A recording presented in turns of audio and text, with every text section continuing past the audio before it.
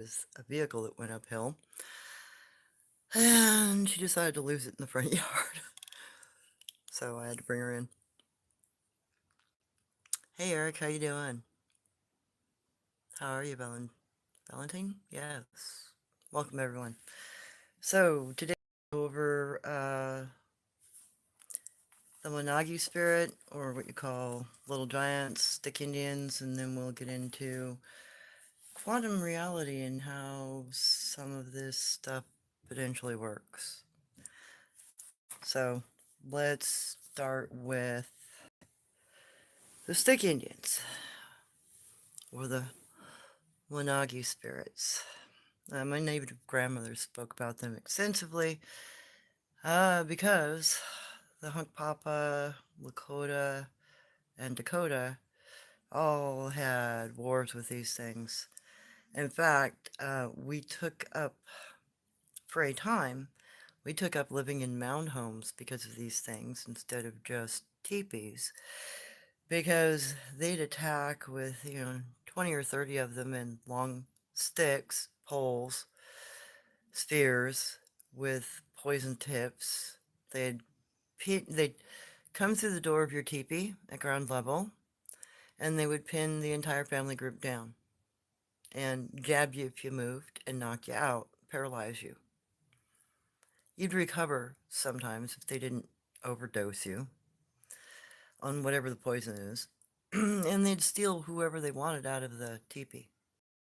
So we took to building mound homes with a central entry point through the top and a log that we used that was notched to get in and out.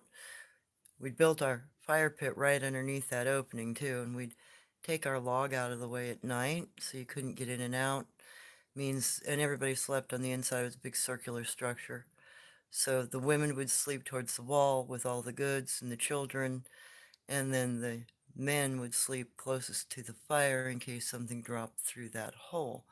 They all had a chance to attack, and you had a protected area. And yes, occasionally we had escape points, but we made sure that was a last resort. You always got to have a back door, and that was usually out our root cellar, so to speak, because we did have an underground root cellar in that structure. So let's get into this guy.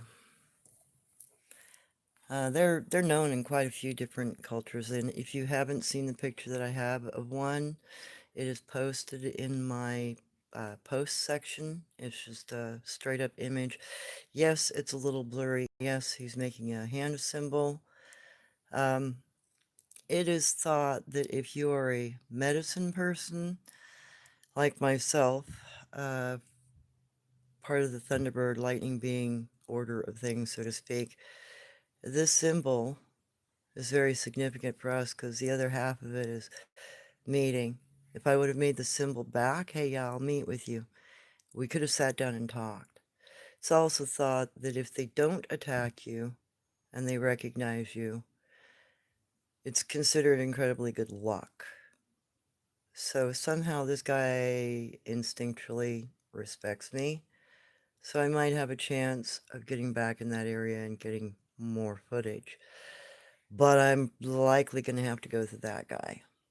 All right. They can be benevolent.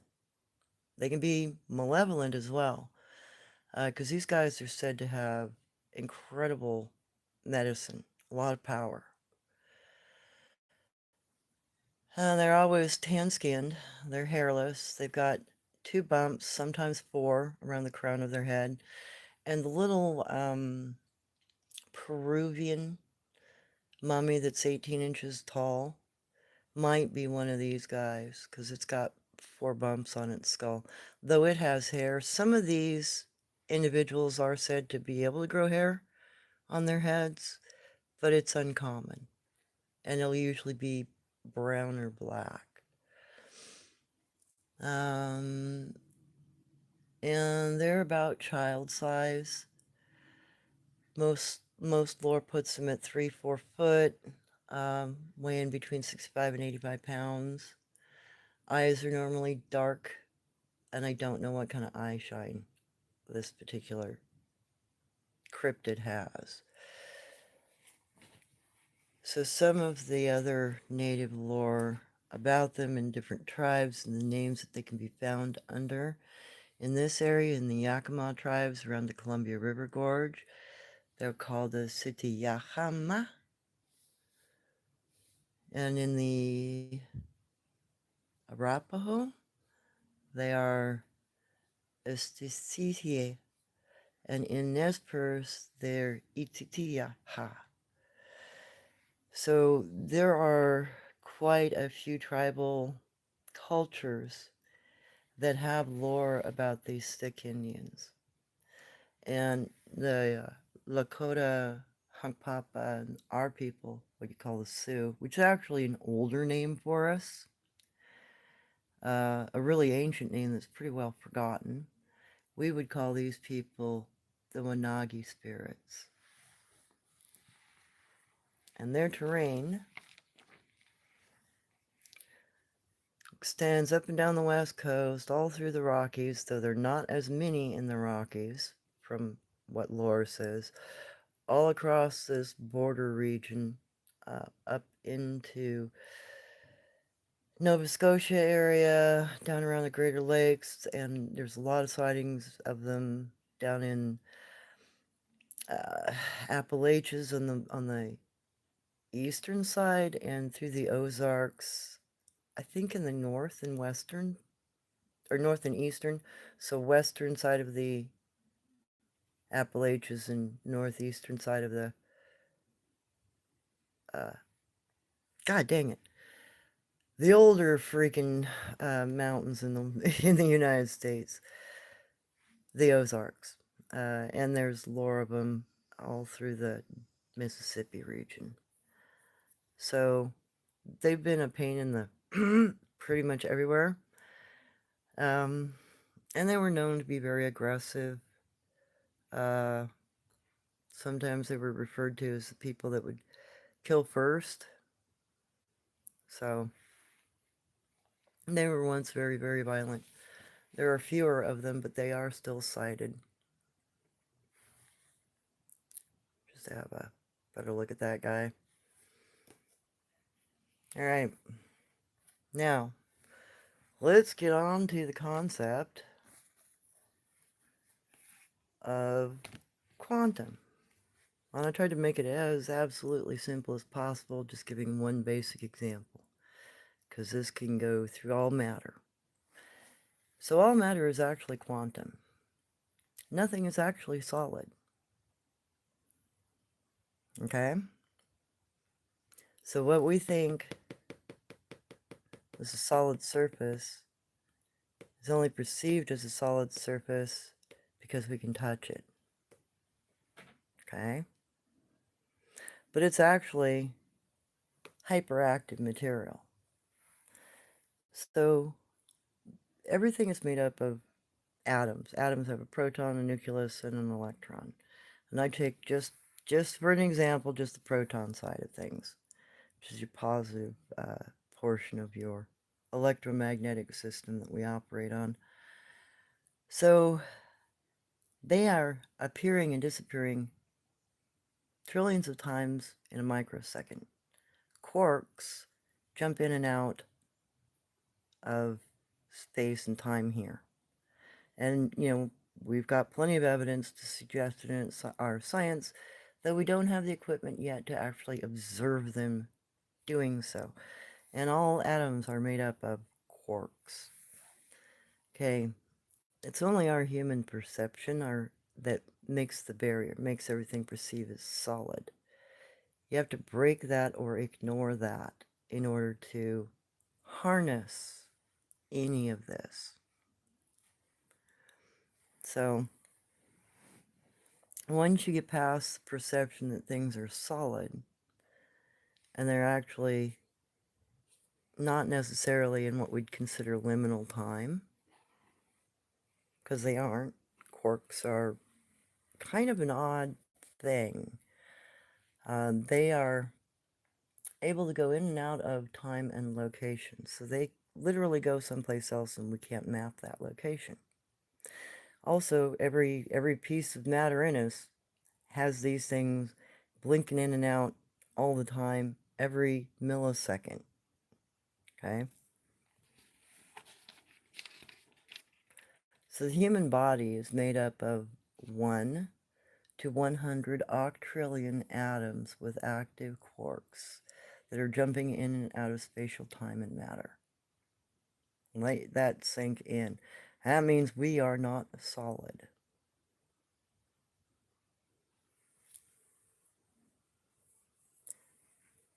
All right, I think that's my basic notes from that. Let's get into a drawing or two.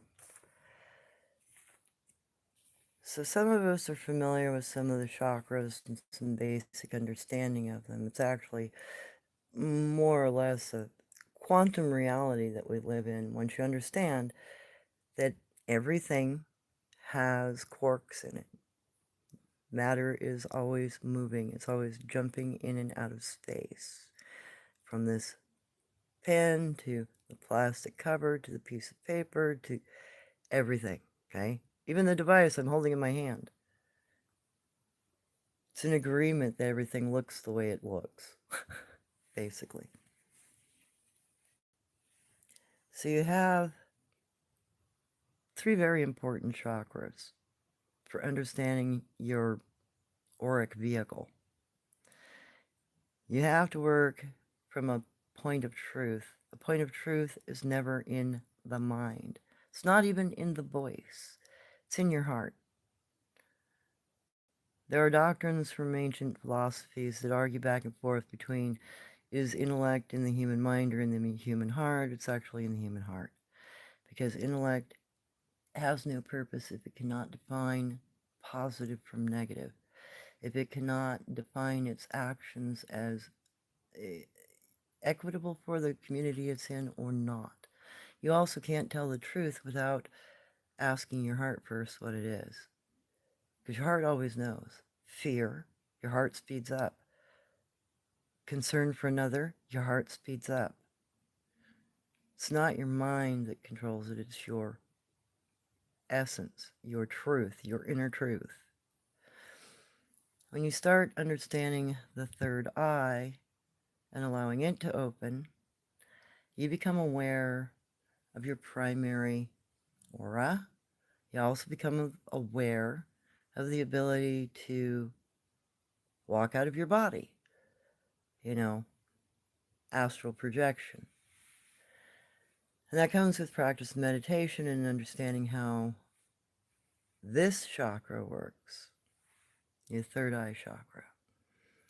It's also where your telepathy comes in, where your telekinetic abilities come in, where you can pick objects up, turn them, push them, draw them towards you. How is that done? That is all done with sympathetic charges. If you learn to control your charges of your energy field, you can push or repel, or bring to, You can repel or pull. Also, you will learn to move silently. It's called being light on your feet. It just comes with the territory. This is also the region in which you can start to learn how to become invisible. You have to learn how to control your dream state through lucid dreaming in order to access some of this stuff. Your brain has to be able to understand the physiology of your own auric field before you can think about this sort of thing and get it to work for you. And there are things, there are indicators within multiple cultures that will indicate some of this as being true. When you look at some of the research done on gurus in India, individuals in Tibet who meditate, they can become light. They can also disappear, and they can levitate. So all of these potentials are already within us, and it is because of the quantum nature of not only our bodies, but the energy field around us. The energy fields, and there are more than one, all have a particular function and kind of like an access level to what you can do to a certain degree. So once you realize you have polarity and that you can shift your polarity to positive or negative, you're beginning to affect the quarks within your being. You do this through meditation.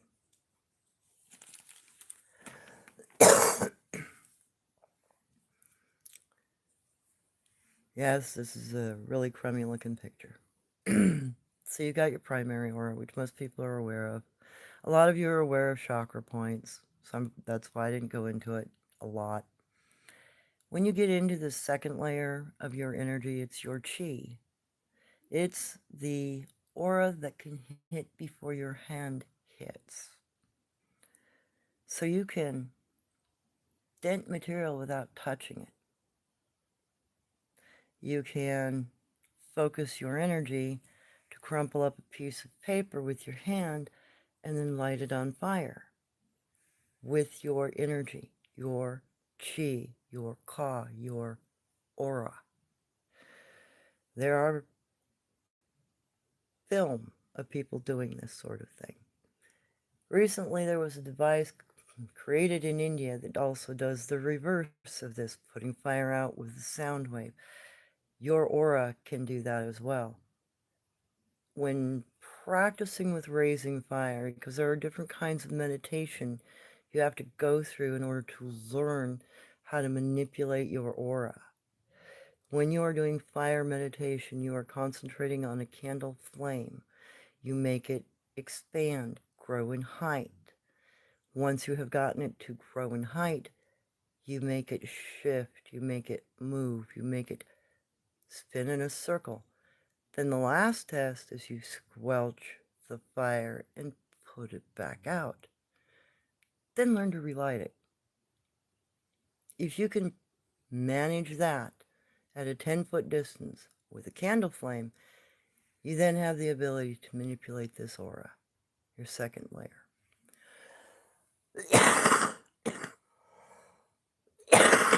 And there are old philosophical texts and even texts in Tibet that talk about this sort of thing.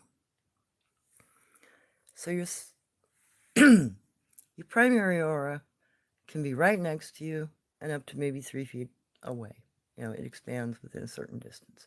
Your secondary aura can be the same distance, very close, but its full expansion can be 10, 15, 20, 30, sometimes even a couple hundred feet. It's also within this understanding of energy that you gain certain abilities. Not just extinguish and lighting fire. Some people can actually produce fire from their fingertips. And lightning. You can throw energy. You can hold time. You can slip time. Slipping time and holding time are two different things. Slipping time just means you're walking out of sync with it for a few seconds and you appear to shimmer or disappear. Slipping time means you walk into a pocket of time and disappear. Looks like you're walking through a zip line. Just a doorway, gone.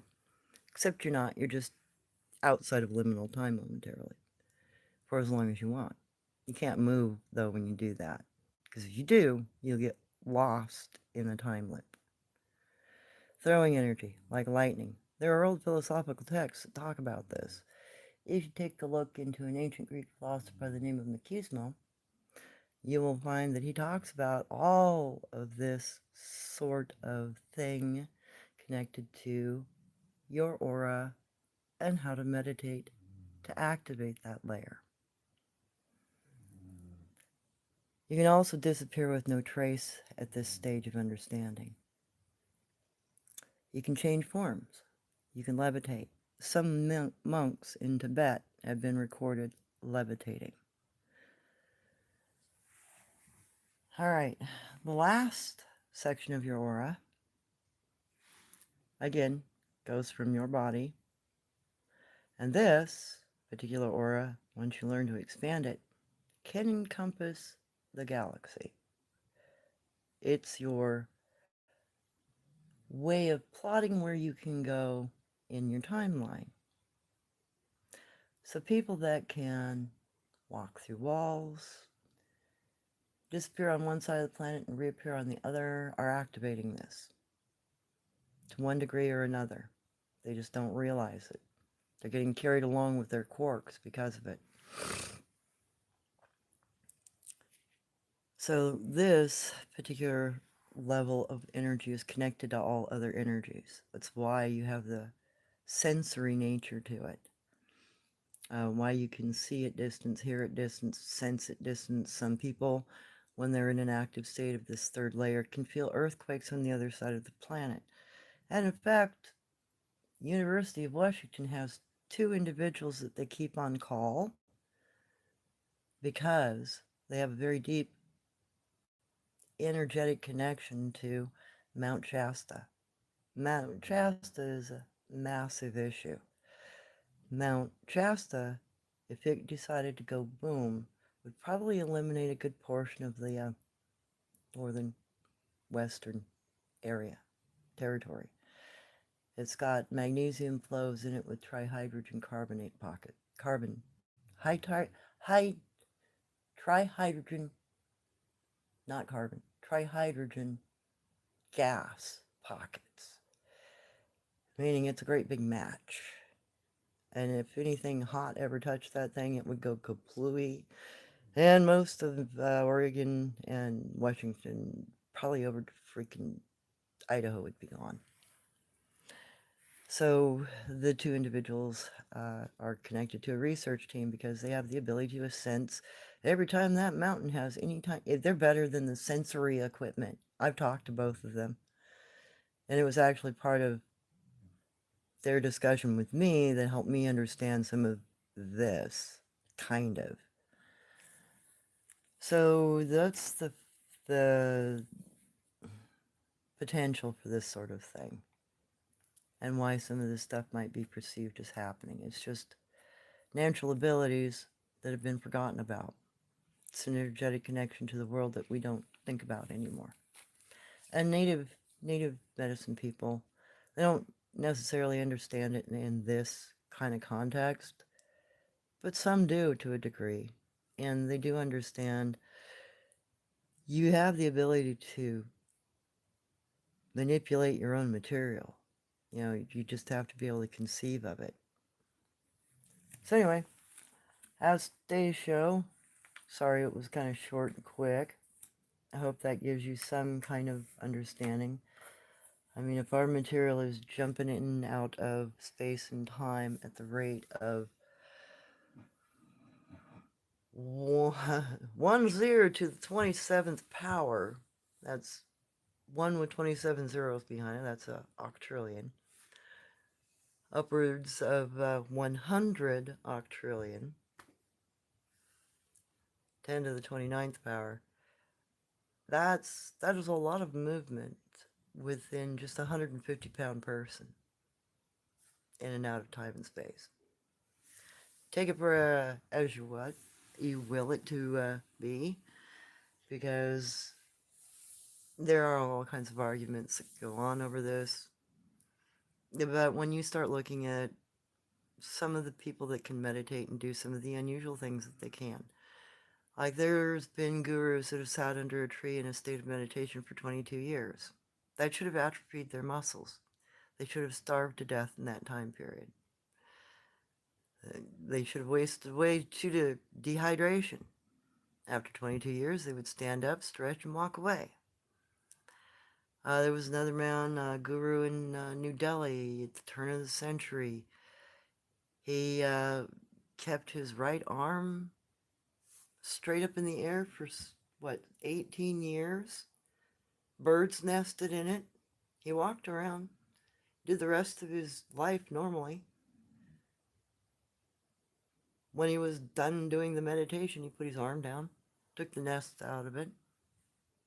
No atrophication. How is that possible if you aren't somehow denying reality of your existence, or that you have achieved an understanding of the real quantum reality of your existence? That's the key to meditation.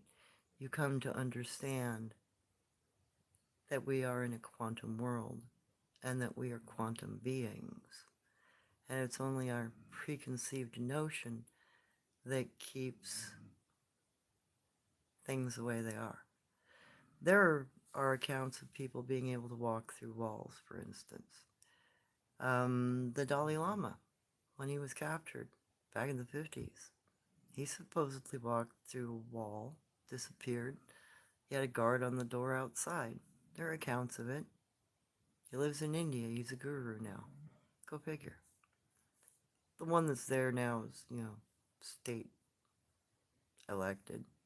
Most of them are. But when you go examine those ancient temples' texts, you'll find there's a lot of talk about your aura, your energy, how to use it, the ways to think, the meditation forms that you need to do, the foods that you need to eat in order to clean yourself enough to get access to some of this stuff, because some of it's a purity level within your body, too. If you don't have a good sensory connection, how are you going to be able to use your entire basket of tools? So anyway, let's go back up. If you've got any questions, please put them in capitals.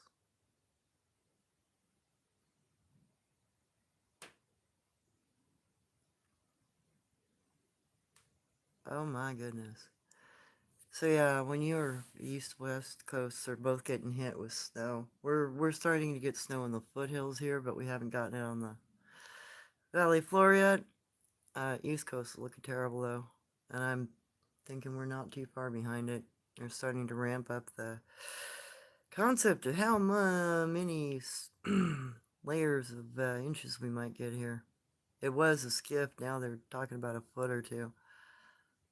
I wish they'd make up their mind. Hey, Uncivil. Hey, Chaleo. How is everybody today?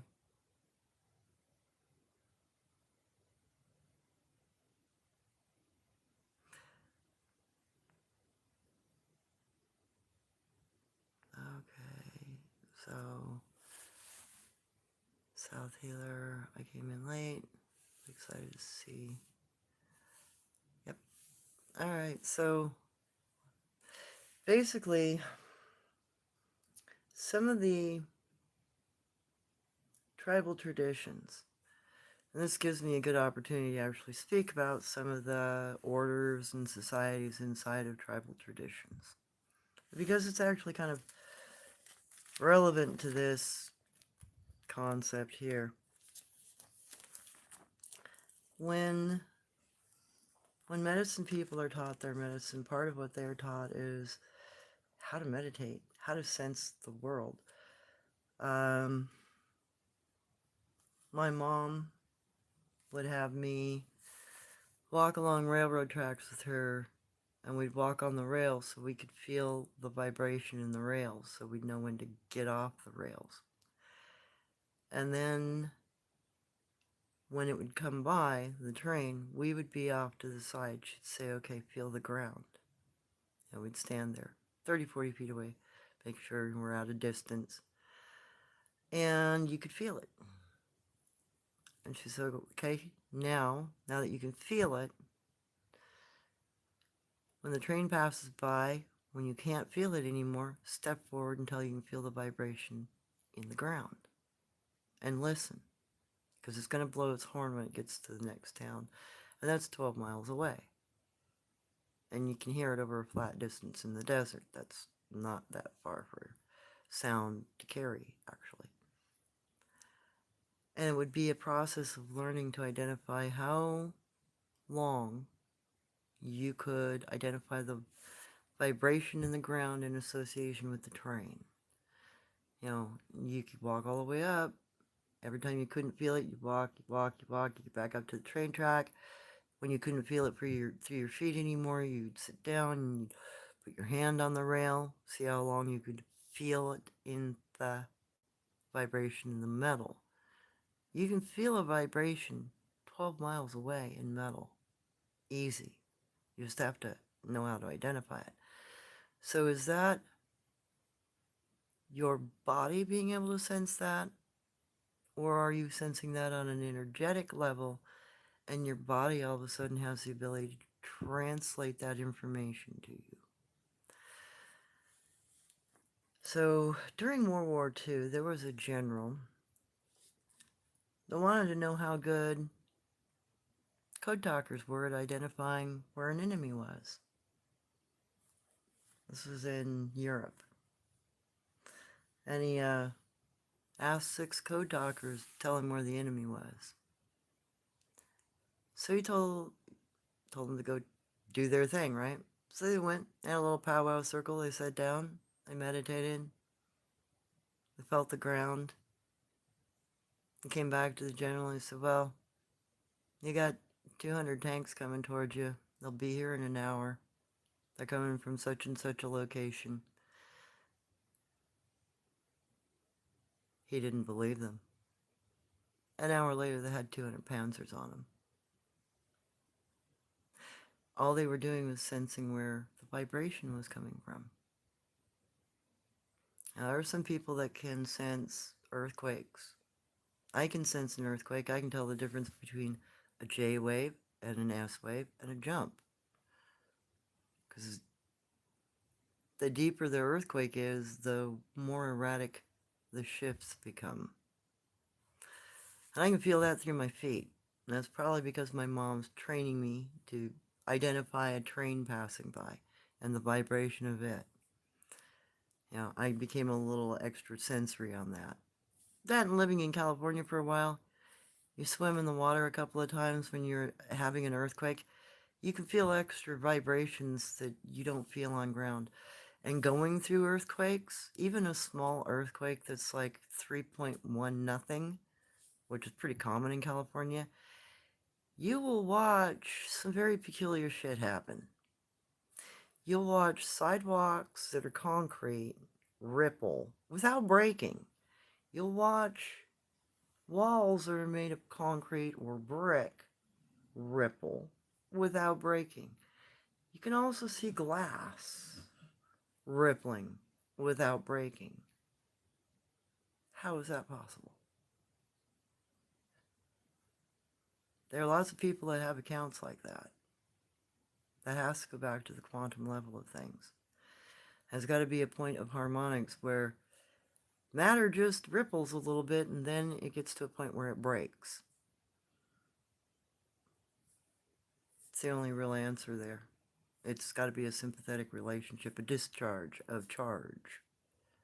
Sort of like static electricity. You rub a balloon on your head, you can stick it on the ceiling, and it'll stay up there for 15, 20 minutes before it falls down. It's static electricity. You can stick it on glass, doesn't matter. Everything has a static relationship. All particles have a static relationship. It's that static relationships, the flow of energy. It's how all things are connected. So when societies are taught how to interact with things like the world, tribal people who go into these societies often go through a period where they're only allowed to observe. You're not supposed to interact, you're not supposed to talk. You're supposed to watch, you're supposed to listen, you're supposed to observe.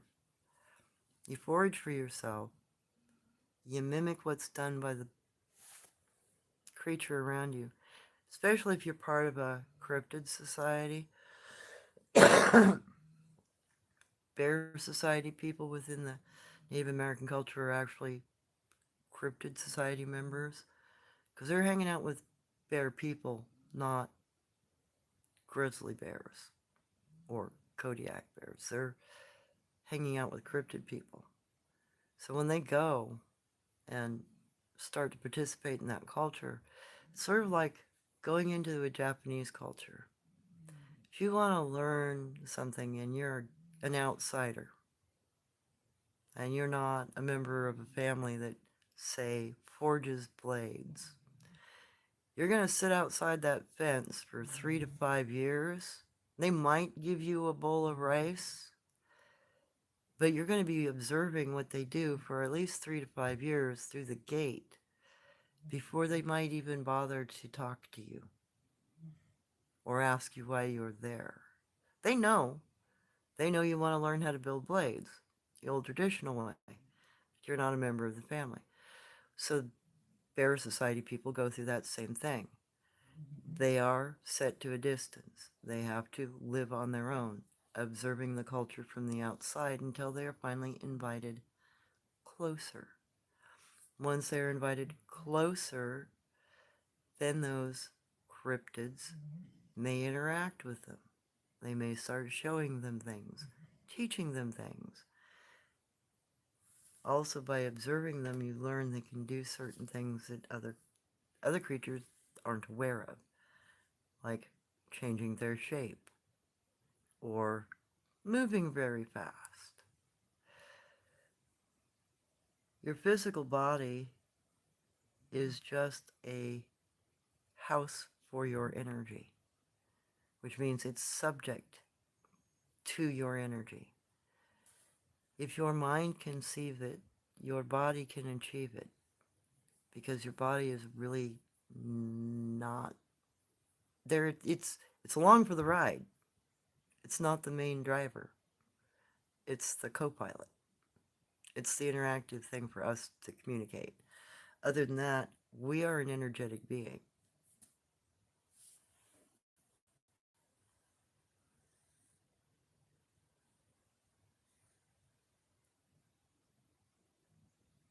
Yeah, we need a little snow. We haven't had enough rain this year. Our water levels in our river are high as normal. They're a good 3, 4 feet lower. It would be nice to have a little bit of snow. I don't mind it being this late in the season out here because things are just starting to come on.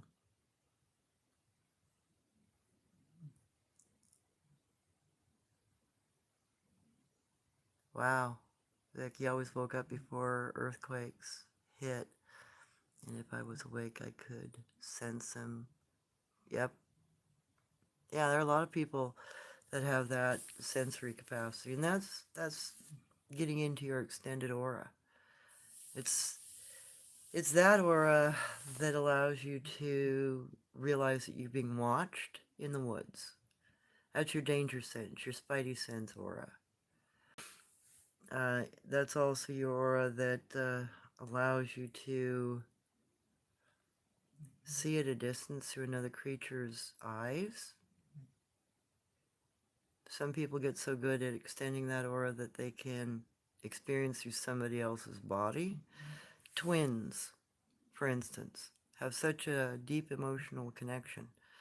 They can often finish each other's sentences, read each other's minds, and complete each other's actions, though they are in separate rooms. They have a very definite energetic connection in order to be able to do that. It can't be a mystery. Additionally, when you're looking at ancient lore, twins become a complication in a lot of cultures. The Spartans.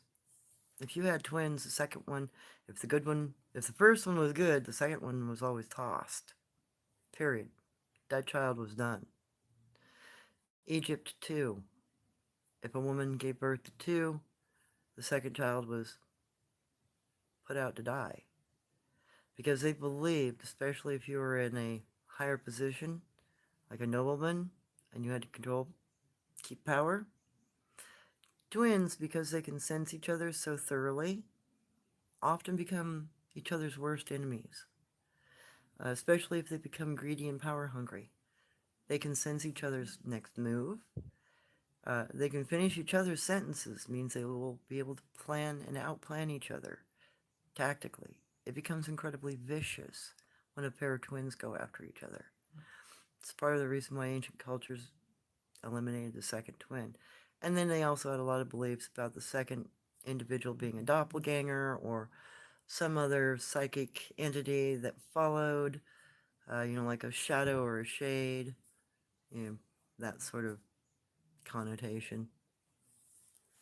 But it's actually probably just a fear of their emotional connection. And people who are born in sets of triplets and quads and seps and etc. all share that trait too. They're all incredibly emotionally attached. and they are telepathic with each other to a greater degree than other people. Also, individuals that are very close to each other can start dreaming each other's dreams or become acutely aware of each other. You know, answering the phone before it's rung. Some people do that a lot. My ex, he used to do that a lot. He'd pick up the phone all the time before it rang and say, hey, so and so. And he always knew who was on the other end of the phone. And he never understood how he did it, but he knew he could do it, and he was very accurate with it. But then, you know, if he was in a dangerous situation and somebody could sense an issue coming up and could describe it, that would freak him out. So part of when you are learning how to control your vehicle, so to speak, you're you're having to break a lot of your own preconceived notions about what we think reality is and how we think about our own human state of being. I hope that isn't too vague sounding. Hopefully it makes sense.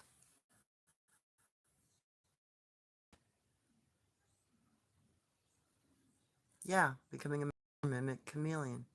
That's a very apt way of putting it, Vic. Okay, good. I'm glad you guys are understanding what I'm trying to say, because it's not the easiest topic to try to put into a context that's not overly wordy. You know, it's a difficult context to breach with layman's terms, just talking to somebody. Because you got to conceive a lot of, uh, a lot of book learning has got to be crunched down into something simple. That's why I used the example of proton. It's the easiest. Everybody understands what the heck a proton is, and we already kind of got an understanding of what a quark is, and then jumps in and out of, our reality. So hopefully that made it a simpler transition for understanding.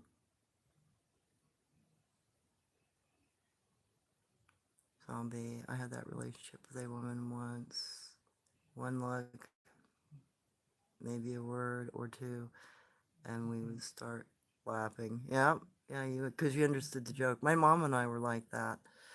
I'd I'd bring friends over from high school, and my mom and I were so in tune. We acted like twins. I'd either, finish her sentence or she'd finish mine, or we'd just look at each other and go, oh, yeah, yeah, that'd be great dinner, and my friend would be looking at us like, you didn't, you didn't say a thing that was complete. What are we having for dinner? Oh, we're having your favorite. What's my favorite? Mincemeat, venison pie with biscuits and yada yada. And he's like, oh yeah, okay, yeah, that sounds great. That's exactly what I love. So there's people who have very good relationships with each other and emotionally attach very well and become very intuitive with each other. Dance partners, people who do a lot of work together, that people who handle dogs. You got to be in tune with that animal. People who ride horses, you have to have a level of in tune that is not average in some cases.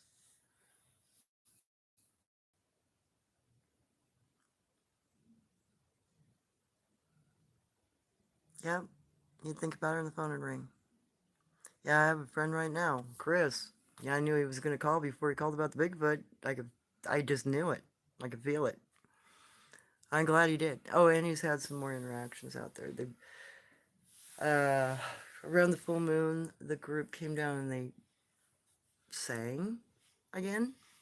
Occasionally they'll sing up there on the hillside.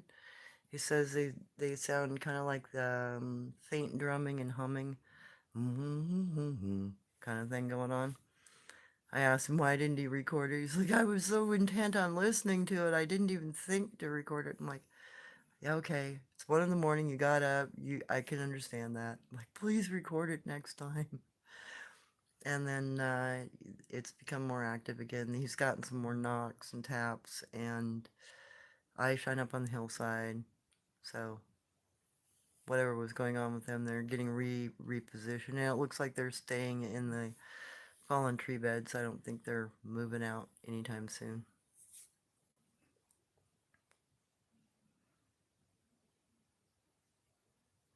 Yeah, zombie things like that happen way, way too often to be a coincidence, right? And that's exactly it. You know, there's plenty of plenty of accounts of telepathy, silent movement, invisibility, um, some of these other characteristics. You know, even some suggestion of throwing energy or changing forms, becoming light or shadow. That's the thing. That outer two sets of auras, you could actually make them brighter and darker too, kind of like wearing sunglasses. And I experimented with the shadow side of my aura in a very specific way. And I did it because I knew there was a Tibetan monk in the area that could see this sort of thing. So when I figured out how to manipulate that energy level of my aura, I made it specific. I just blacked out both my eyes on an energy field level. You could still see my eyes. They were still what they are. But if you were looking psychically at me, you would see absolutely black. Because I wanted to check if anybody would notice. Because I knew a few people in the area that had the ability to see auras. I went and visited one of those friends first. They told me cool eyes. And then I went and visited the Tibetan monk that I knew. And he just about lost it. He's like, "What possessed you?" And I'm like, "Wait a minute. No, no, no, no, no. This is just the energy." I had to drop the concept of him so he could see my eyes. He's like, "That normally comes with possession. What did you do?" I said, "Well, it's just your energy. It's just your ability to either become brighter and lighter or darker and more shadowed. I just concentrated the concept of it over my eyes. I wanted it to be subtle, and I wanted to see if anybody noticed." He says, "Oh, so that's, I've never seen that." I've read about it in old texts, but I've never seen it. I said, "Yeah, I understand those texts a little bit. I've read some of them that were available because not everything's been copied down. A lot of the stuff that's in those monasteries still isn't, but some ancient writers have made copies here and there. You get little hints. So they were able to see it.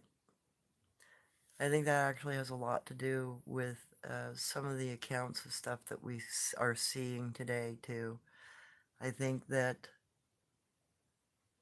medicine people who do some of this stuff have tapped into this. And I'm positive that the Bigfoot that can do some of this weird stuff have always known it. I don't think they've ever lost the understanding of it. I think this is something I think this might be part of their meditations and what they do to wake themselves up. Because there was a lot of talk from Jen Jen and Guanch. I mean, Guanch told of when he was at his school learning how to be a better hunter and how to hunt for ceremonial reasons. He was put under a hut with a drip hole in it where rainwater, his body would be immune to the rainwater because he'd be under the hut, but his forehead would be exposed and the top of his head would be exposed because of the little hole in the top of the hut. It's a meditation hut. Even monks call it a distraction hut, where you learn to meditate though water is dripping on you. can also be used as a torture, but it's also a concentration tool. It allows you to concentrate past a severe distraction that is unstopping. If you can do that, then you can open up other parts of your auric being and your chakras to a point where they're more functional. And your understanding, your personal relationship with them, you get a little more awareness to it. So I think a lot of what what gurus and monks practice are really ancient things that are slowly being lost. I'm glad that there are still some remnants of that knowledge left, and there are still some ancient books about that sort of thing. Eventually, maybe we will come to a point where we can understand this enough to utilize it as an everyday mastery. Because if I didn't have to run around in a vehicle and I could just float on my aura everywhere, I think I'd do that for just the freaking heck of it. That could be fun. Sorry. That would be fun.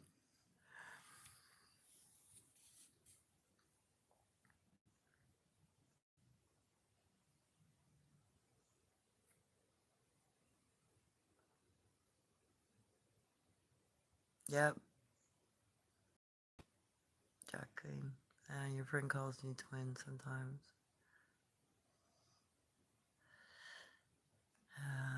Some of our entire lives, communication, telepathy, I believe speaking steals that from us. Yeah. And there are a lot of ancient philosophy where you were meant to start as a novice, you were to listen.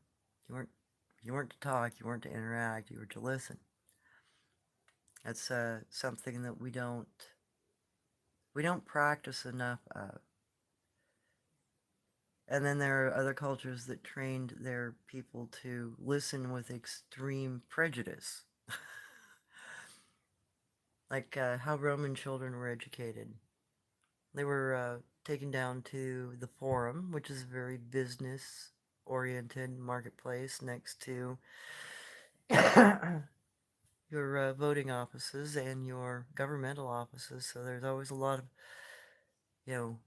conversation going on and noise and etc.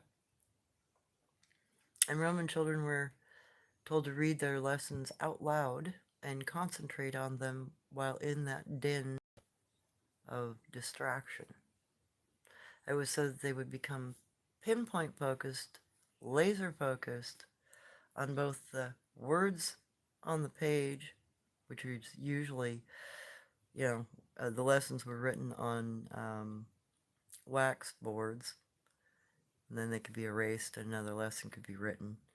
So you have a pinpoint. You've got one focal point. Part of how you open up your greater awareness, it's not just, sitting here doing the Om meditation or Ong meditation, which most people do when you meditate. The other part of that is to do pinpoint meditation, focusing on exactly one point. And the reason why you do single point meditation in order to activate these second and third layers is because when you do pinpoint meditation, there will come a time when you can see through the material that you're looking at. And that's when you get the realization, matter don't matter. Because then you realize it's a perception. You have control over that. And in fact, individuals that talk about being able to walk through matter talk about looking at a wall until they can see what's on the other side, and then they step through that wall. Well, that's quantumly, you're using your eyes to look at the material in a quantum way, and then you take your happy little quantum rear end through the quantum wall, which isn't really there.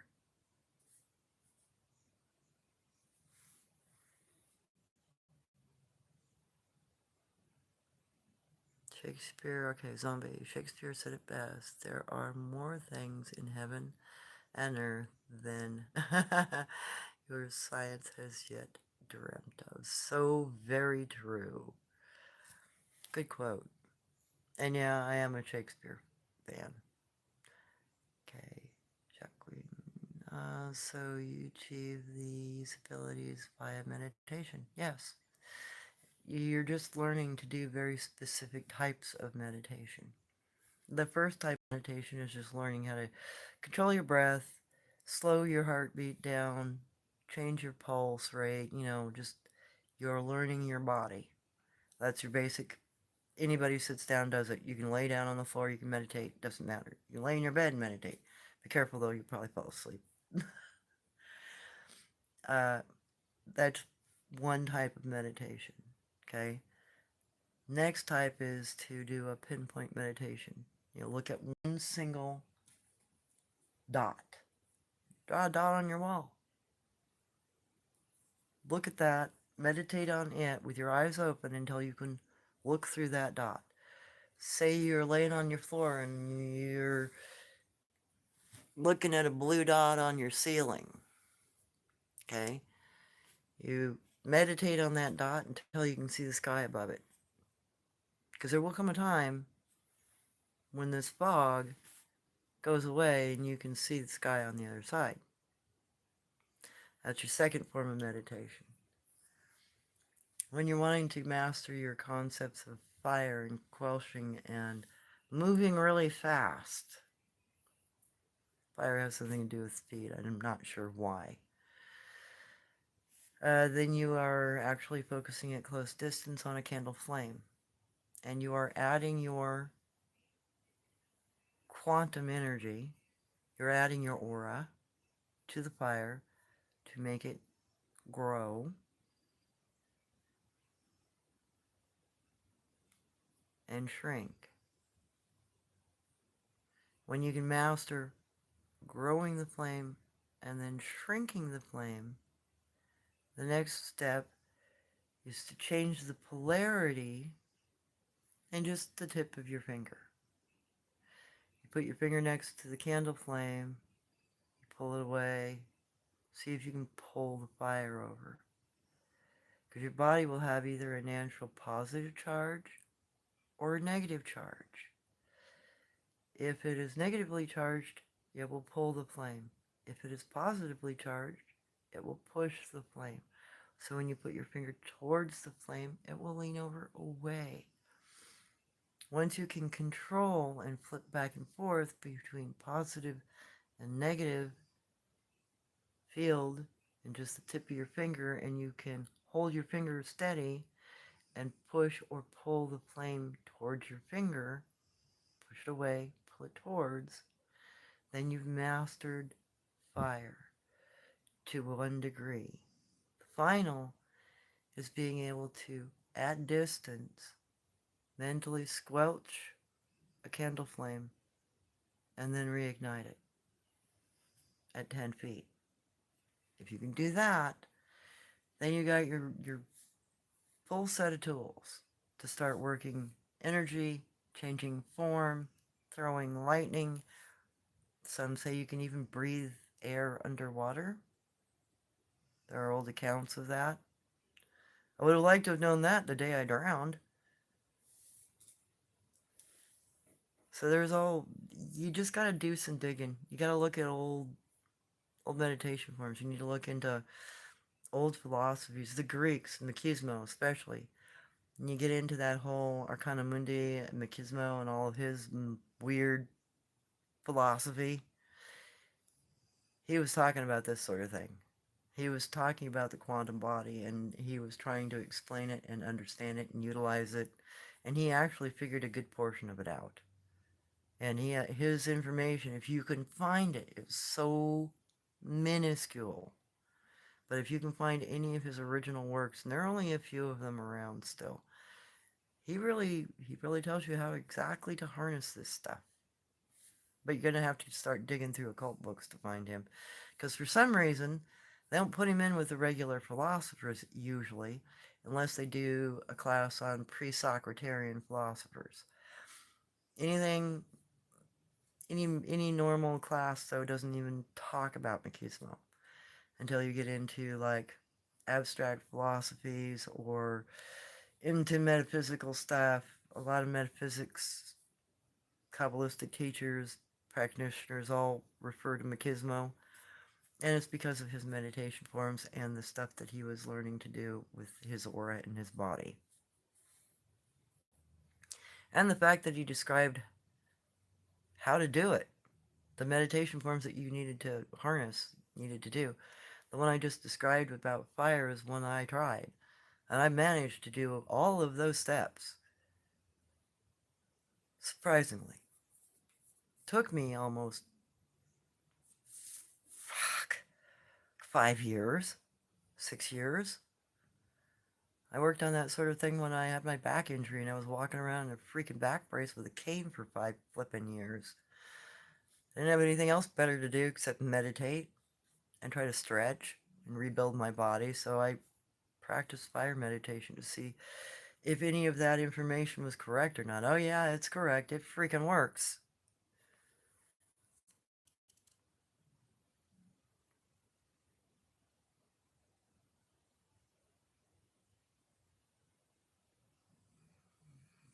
Yeah. The other is once you start understanding this sort of thing, unfortunately, you're going to start attracting darker, sensitive individuals. They're going to start trying to attack you. So, the first thing I would do when you are working on this sort of meditation, reinforce your primary aura structure, reinforce your chakras, clean them out. Make sure you got a well functioning vehicle to start with, and make sure that you recycle your energy through the planet. Meditate through the planet. Pull the energy off the planet. Cycle it through you, clean everything, sync it. It helps you build a protective shield from darker entities to such a degree at some point where you can just tell them to off and because they don't have a choice. There was a native woman here that she was a Haida, high priestess, so to speak. She was a medicine woman. There are pictures of her at the turn of the century. Oh my god, that woman was so fucking powerful. You could see her auras glow in the pictures around. You could see her auras show up in old film picture of her. I think there are some tin types of her around and a couple of later box types. She didn't die. I think she passed away in like 1920 or 21, something like that. I can't remember her name, but she was really well known. And she could also project with her aura. There's one picture of her where she's projecting, I think, a wolf totem and something else. Wolf and a thunderbird in her auras. So some of the ghost stuff also kind of correlates to this.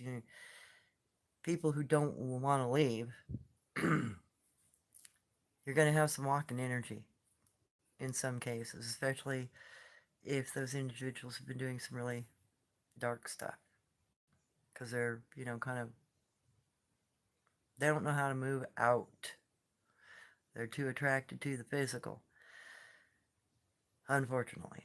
And actually, when you get into this and you get into understand exactly how our aura and chakra network works together, you'll realize there's a lot of connections to the Tree of Life imagery. And there are two forms of the Tree of Life imagery out there. There's one that includes the heart chakra, and there is one that does not. If you are looking at the Tree of Life that does not include the heart chakra, you're looking at the perverted dark side of magic. Keep that in mind.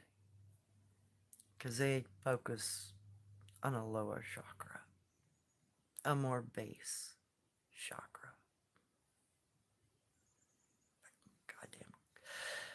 Anyway, enough of my thoughts on that. being what this world calls ADHD, actually. Distraction to focus. Yeah. Well, and I think our school system actually tries to make our kid a little ADD and a little ADHD these days. Some of the weird teaching behaviors these days and ways of handling children. I don't believe in drugging our children, for instance. I don't think we should be giving them Ritalin in schools. That's freaking legal speed. No, thank you. Our children do not need to be hyped up on that sort of thing while they're trying to learn. And if you've got a teacher who does not know how to occupy an intelligent student, because that's all that's really going on. A child that's hyperactive is a child that doesn't have enough to occupy them. They're not being challenged. They aren't being given anything that requires their focus. I went through fourth grade with a very interesting teacher. He had been a teacher up in Alaska. You can't teach a native child anything they don't want to flip and learn. They won't even show up to your dang school if you don't give them something that challenges them. They just won't hear for it. It's easier to go out and learn how to live in the woods.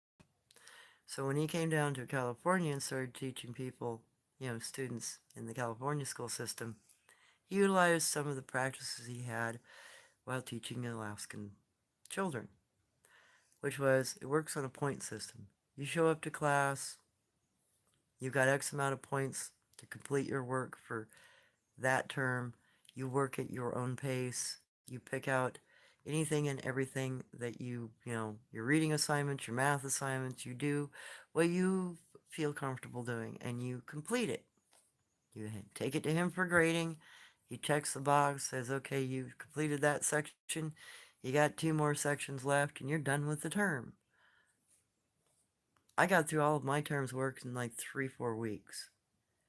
The rest of the school year, like half the class, we did other stuff. We worked on saddles, cleaning them.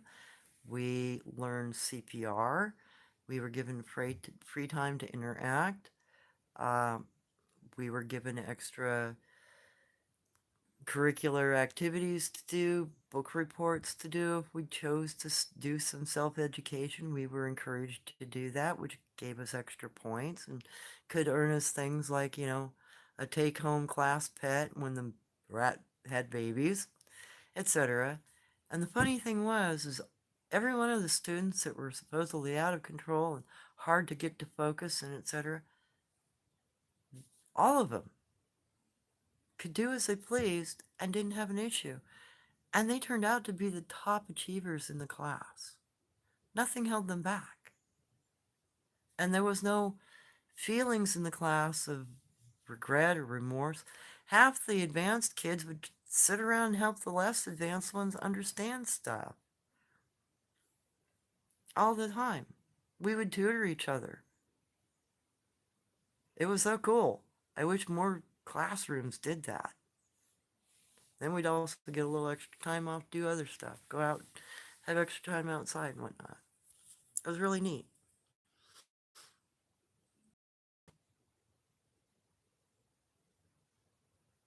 Okay, some also have front and back. Chakras. Oh yes. There's much more to detail. You learn about yourself, more control. Yep, you will have. Exactly. And it's when you're also getting into like, if you ever noticed the little medicinal dolls for Chinese medicine, there'll be a little tiny figurine of a man or a woman. They're either standing or laying, and they will have red line diagrams or black line diagrams on them. Those are all nerve points and energy points that were used for acupressure and acupuncture for cures. That's just realigning your energy to your body in all actuality. So there's something with the ancients in their medicine, in their cultures, that we're still trying to understand that seems to be very relevant to the energetic human being and even potentially quantum physics. Now we try to equate everything so mathematically that we sold ourselves on the idea that it's uh, a great big grid that we can just mathematically plot out and we have full comprehension of it. Right, until your math don't work. And when you're getting into the quantum, your math doesn't work. Uh, 3D math doesn't work in some cases to try to map this stuff. It can't map it. So then how do we overcome that concept? That you got to do innately. You know, goes back to Socrates and whether or not a person can understand basic primary math. Can they tell a box is a box? Can they tell when it's cut in half? Everybody can understand that, and you don't need any mathematics. You can tell an equal portion to an equal portion. In fact, the human eye, let's see, what was it? A human eye, I think at 30 feet, can delineate down to a 64th or 32nd in difference in a measurement. And some individuals at that same distance can go down to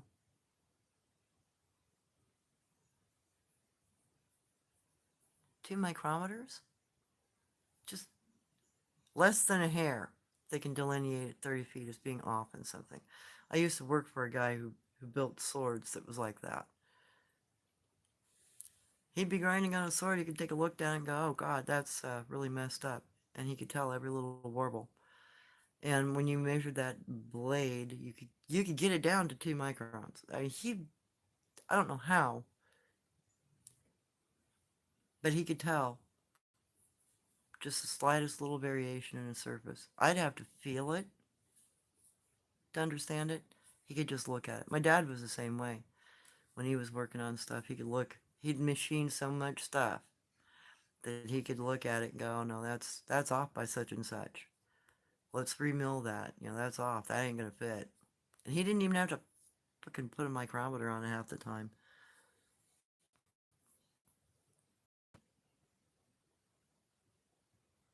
Oh, really? Spider bite. I heard about dulling our light yesterday. Wow, that's so fucking. Pardon me. That's so cool. Yep, to be less conspicuous. It's something that was dim mak practitioners of China and ninjas of Japan were both supposedly able to become shadows. It might actually be true. And there's also, like, when you get into the Hindu texts and you look at some of the creatures that are represented in the Ramayana, in the battles of Ravana, I think it is, you'll see cryptids that look like dogmen that are covered in a dark cloud or have a dark aura around them. My guess is it's a representation of them being able to control their aura that way. And others are projected as being able to radiate light. So I think some of the more ancient art might actually be trying to document this quantum nature and did so in art at the very least. Some of it's actually written down though too. There are stories about these different creatures and how they interacted with the world and the things they could and couldn't do and some of the things that they did in battle. I mean, even in the Ravana, there's depictions of literally white monkey armies throwing trees at very unusual looking cryptids on the other side. And, it's between two different supposed deities, except to me that's more like two kings and two different types of cryptid types that are fighting with each other over really ancient territories. And it's become deified now because of the age of the stories. The older the story, the more deified it becomes. The newer the story, the more folklore like it is, until it, becomes deified. So, I would say that the stories of India are probably incredibly ancient, far older than we realize. That and just some of the structures around this planet. How did we even build some of them? Ethiopia, India. You have buildings in India that look like they were 3D printed out of stone. You have churches in Ethiopia that look like,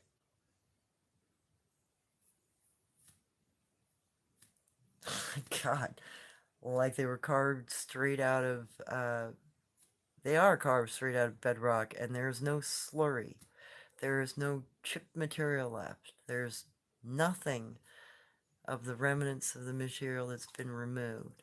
Now, if it were slurry, if somehow they water jet cut all of that, and the slurry got washed downstream, or is in a spill field somewhere, that would account for no rock chipping being anywhere.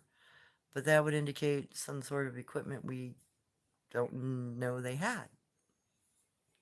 Because if you're water cutting stone like that, you're doing something we can't do today. We can water cut, but we can't stop the cut at a certain distance. Sort of like a laser. We can laser cut, but until it runs into enough stuff, it don't stop. So whatever technology they used is not like what we're working on. It's got to be something different. Maybe it was harmonics, maybe it was energy, maybe it was, who knows.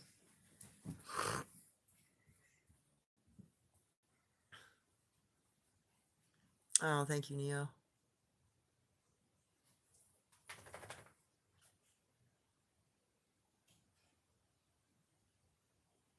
Yeah, exactly. Very, very true, Vicky. Uh, Quinn, when I meditate and water fast or dry fast, there's almost instant manifesting that happens.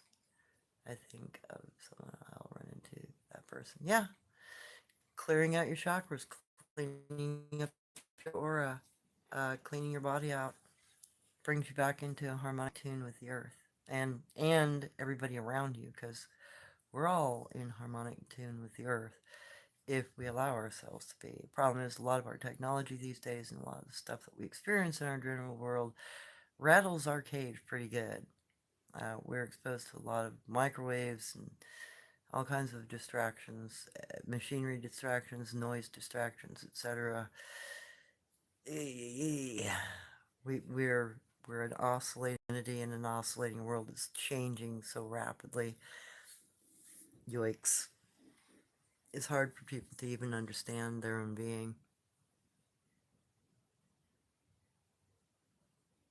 Yep, nothing new under the sun. Exactly true.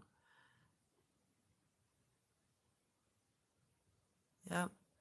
Well, and part of the reason of why everything's been done before and why it's going to happen again is because as we are traveling through our solar system, we keep running into asteroid belts that clobber the heck out of our planet and make us almost extinct. If there was some way to avoid that one calamity, either make it so our planet could blink while we were going through that, make it phasial, or we learn to do that ourselves, and we can take our planet with us when we're going through bodies like that, and we can just be in a phasial state for a while, means we'll get to a point maybe eventually where we don't have to run into asteroids anymore and get clobbered and then have to start over again. Because we've been made extinct dang near, what, 7 or 8 times on this planet? I mean, the Great Dying, that took out almost, what, 95 or 99% of the stuff on the planet? I mean, I don't know how life is still on this planet in some cases. We've been through a lot. And additionally, how do some people seem to always survive that sort of thing? What happens? You know, you'll find accounts of military men, for instance, that get shot at and they don't get hit, but the wall behind them shows wounds from the rounds. So how does that happen? Usually, individual is screaming no in their head. The day I pulled a chain through a metal post, I was screaming no in my head, but I wasn't looking at the post or the chain. But somehow those two materials pass through each other, and that's not physically possible. So what the happened? Quantum. It has to be something quantum. It has to be on the energy level. Even ancient philosophy talks about that. They talk about instances you can't explain, occurrences that don't make any sense, material dropping out of the sky right in front of you, for instance, or even closer, small objects dropping from nowhere in front of you, just appears and then drops. There are lots of accounts of that. There are also accounts of people, monks who got too drunk, got too high or whatever, and they could float, they would levitate. Um, there are ancient stories all over the world and all through all kinds of time periods that have recounts of unusual stuff. I mean, we've the oldest recount, for instance, of somebody, what do they call it? Um Self-igniting, happened in the 11th century. So that also tells me that our energetic body is also susceptible to accidentally lighting us on fire when there is a spike in magnetism in an area of our planet. Because one of the things with, people who spontaneously combust, there's a magnetic spike in those areas by about 2% every time it happens. In fact, was for many years a man in LA County that would spontaneously burst into blue flames every time the magnetic energy field in that basin would spike. There were accounts and films of him bursting into flame. His wife was always with him in case he burst into flame. She'd put him out. He eventually died of natural causes, but there are, I think, 6 or 8 incidences and a couple of emergency reports about him. And it was because his energy field was very susceptible to the magnetism in that section of the planet. And whenever the magnetism would spike in that particular region of LA, his aura would react and it would light him on fire. So again, there's something more to the physical state of being than we realize.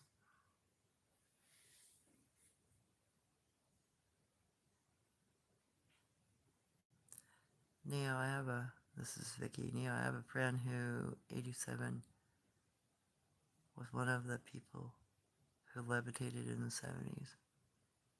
He knew about color therapy and frequency. It was documented by professionals. They did it through breath work. Yeah, exactly. That's all this is. And in fact, once you can learn to moderate, you can learn to control your breathing enough to slow your heart down to about 40 beats a minute, it starts unlocking this stuff pretty good. You start becoming more aware of things than you ever realized were possible.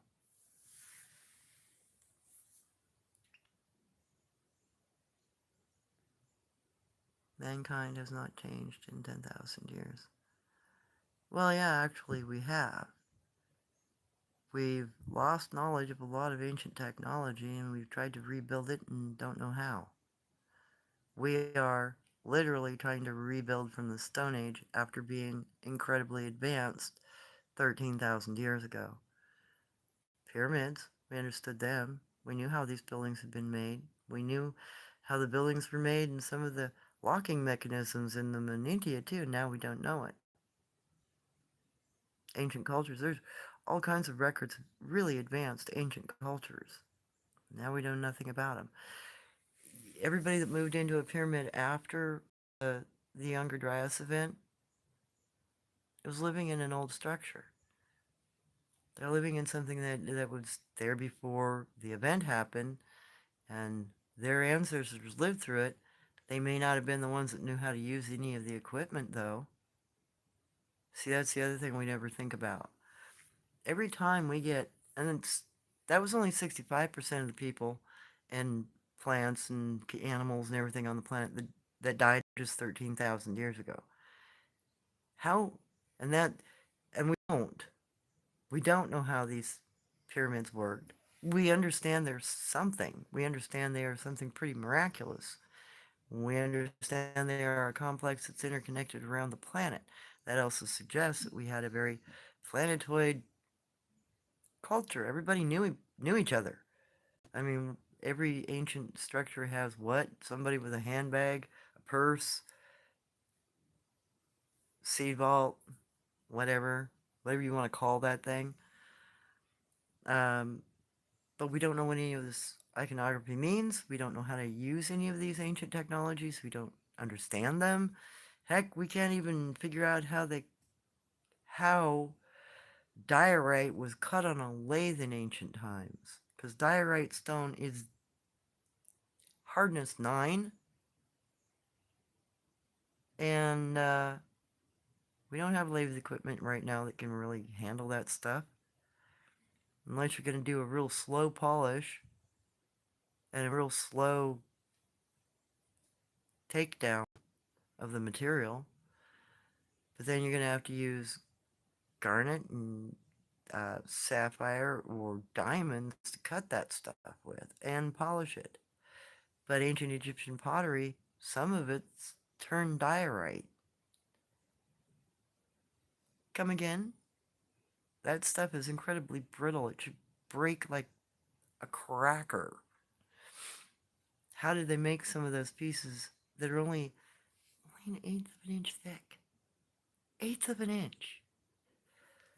I've seen some diorite pots when I was in the London Museum. I thought I was going to be seeing some clunky crap. Oh no. That stuff is so high-tech looking. It's not even funny. So, yeah, we're advancing back from the Stone Age, but we are nowhere near what the people were technologically like before we had our last catastrophe. Getting hit by asteroids just 1,300 years ago. Or 13,000 years ago, excuse me. So yeah, you're not going to have much in the last 10,000 years because we're still trying to rebuild. Now just imagine any timeline where we may have been here, heck, even just 66,000 years ago. That took 75% of everything on the planet away. The Great Dying took 95%. So any technology, anything that we had from any of those periods, if we were around, which we likely were, we're not able to dig down to the depth with any coherency in some cases to some of the layers and levels that might be necessary to find some of the material, if we can find it.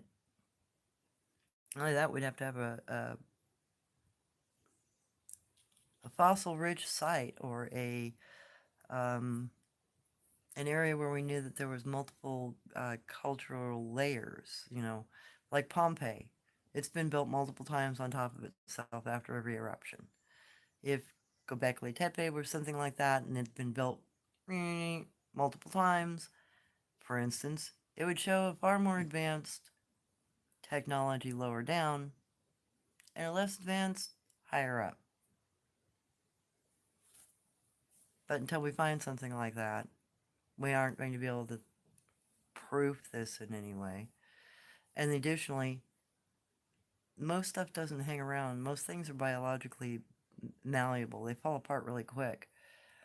So finding any kind of a fossil from really ancient times is going to be nearly impossible, just because our planet doesn't have the chemical makeup in a lot of its regions to actually sustain fossilization. Fossilization is a rarity. mineralization, fossilization, that sort of thing, you have to have a mineral rich area for that to occur in.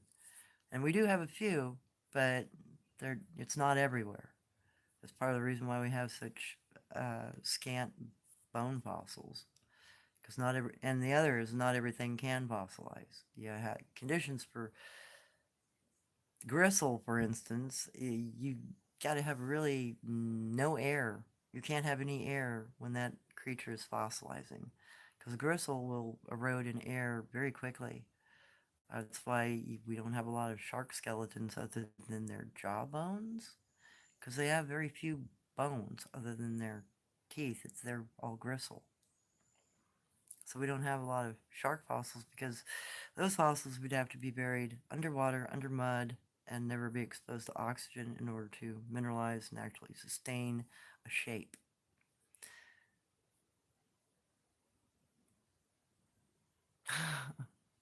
Thank you, Jacqueline. Okay, Vicky. I breathed underwater when I was 14 when I realized I wasn't supposed to do that. Yep, swam to the surface, coughing. Yeah, that a lot of people have that experience underwater. In fact, it's one of the things you got to be aware of when you're deep sea diving. It's called a rapture. Get to the point where you're so comfortable under the water you feel like you can breathe under it. Well, that also might be the memory of being able to breathe underwater, because it happens in about 20% of swimming cases. Believe it or not, that's actually a really high percentage.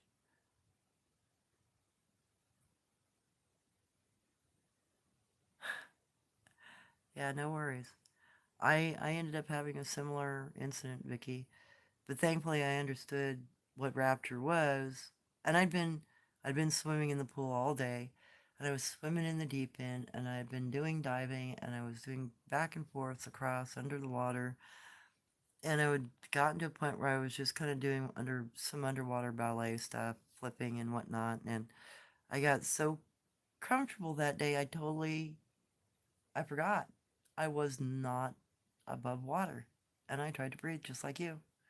And I went to the surface coughing because I just got a momentary, oh, oh, wow, oops, forgot. And, that might just be a memory. We do have gills in womb for quite some time.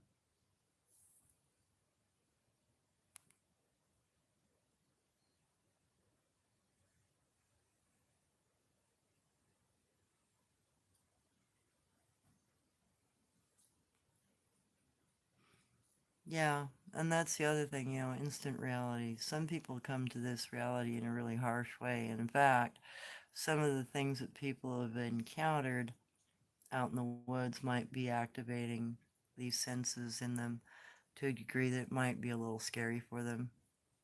Because one of the things when the woods go absolutely silent,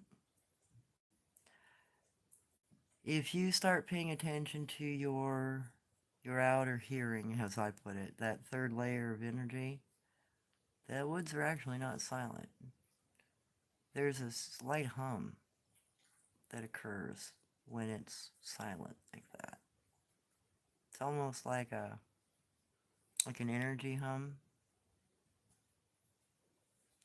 So that's again part of the you're listening to the quarks phasing in and out, my gas.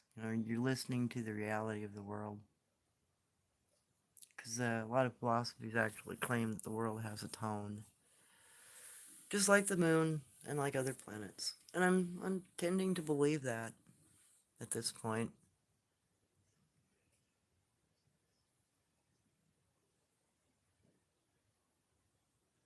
Hey, Big.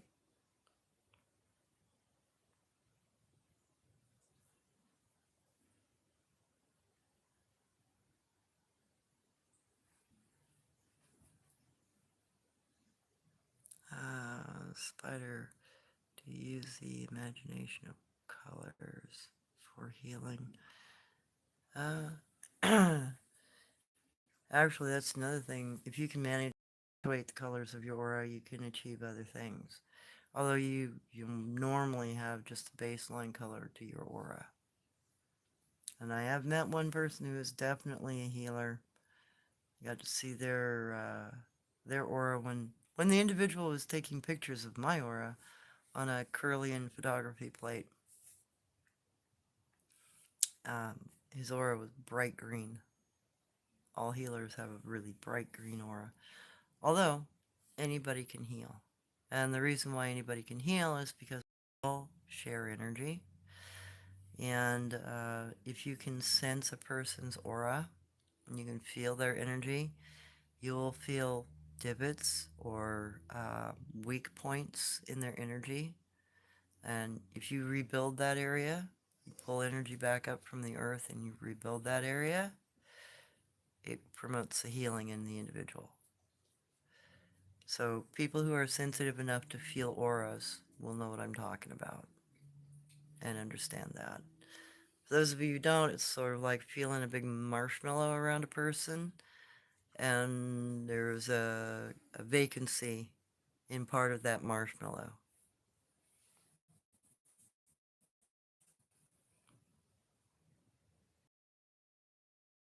Chinese teacher, and he's sharing these medicines and natural treatments with me. I worked hard earning and trust to master this information is your birthright and not some yes. Well, and this is something that if we're really interested in understanding our reality, um, it's something to consider. You know, that there might be some old past references to this sort of thing hanging around, and that those old past references might have some validity. Because the little bit I understand about this stuff, it's all been from past references and a little experimentation in some cases.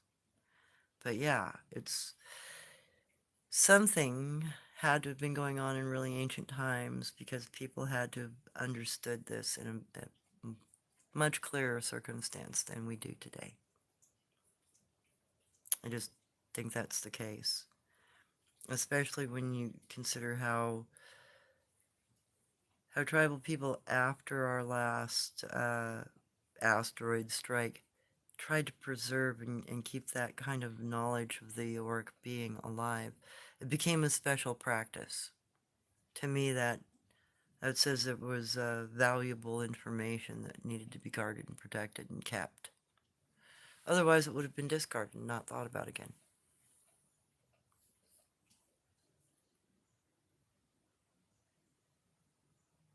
Oh, nice, spider. Right on. Yes. Oh, yes. When you get into any of those classes of meditation, you really understand that your body is a physical vehicle and that your energy has a lot to do with the health of your physical vehicle.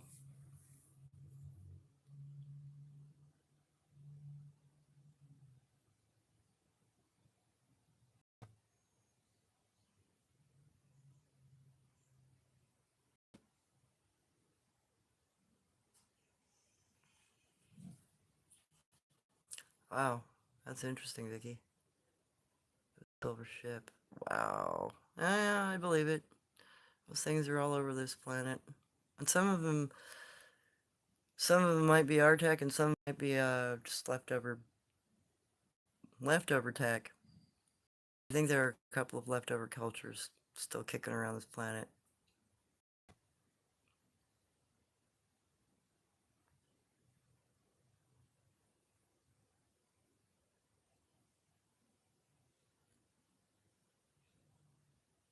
Yeah, we do.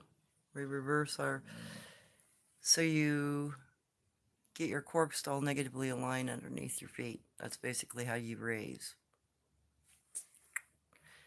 And it's not a conscious thought, but it's what it's what works. And the reason why it works is that our planet has a positive charge and our ionosphere, our clouds, are a negative charge. So you only need to switch the polarity at the bottom of your feet to rise off the ground a little bit. Or underneath you, period. if you're sitting, laying, whatever.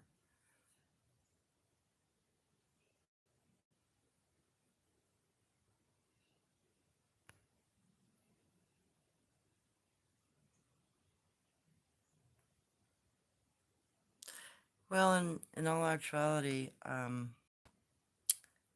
magic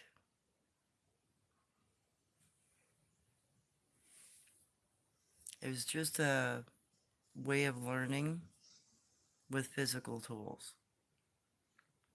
So, the practice of magic itself is, in a particular set, your attempt to teach yourself how to interact with your own energy.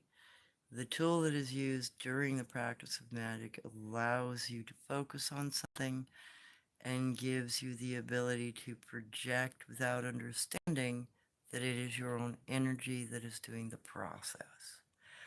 Once you learn that the tool is irrelevant and you can set it down and still do the same process without it, then you have some mastery over your vehicle, over your energy and your being. And some people never get past that. Some cultures never get past that tool use. But it is a natural progression. It is a way we learn. Honey, why are you licking the Wi-Fi box? You weird dog. Sorry. You goof. God. Okay.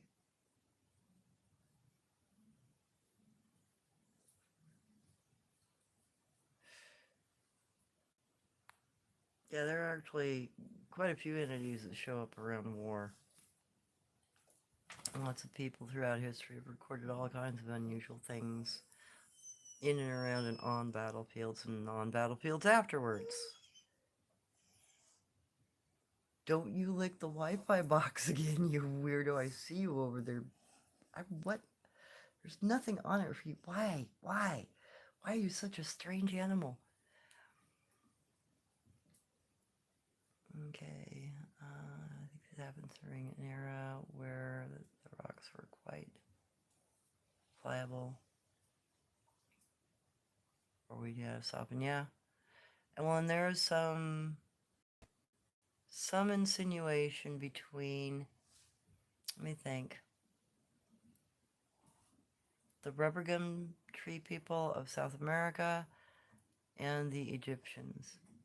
The Egyptians traded with the rubber gum tree people for their tree rubber. And it was taken back to Egypt and mixed with,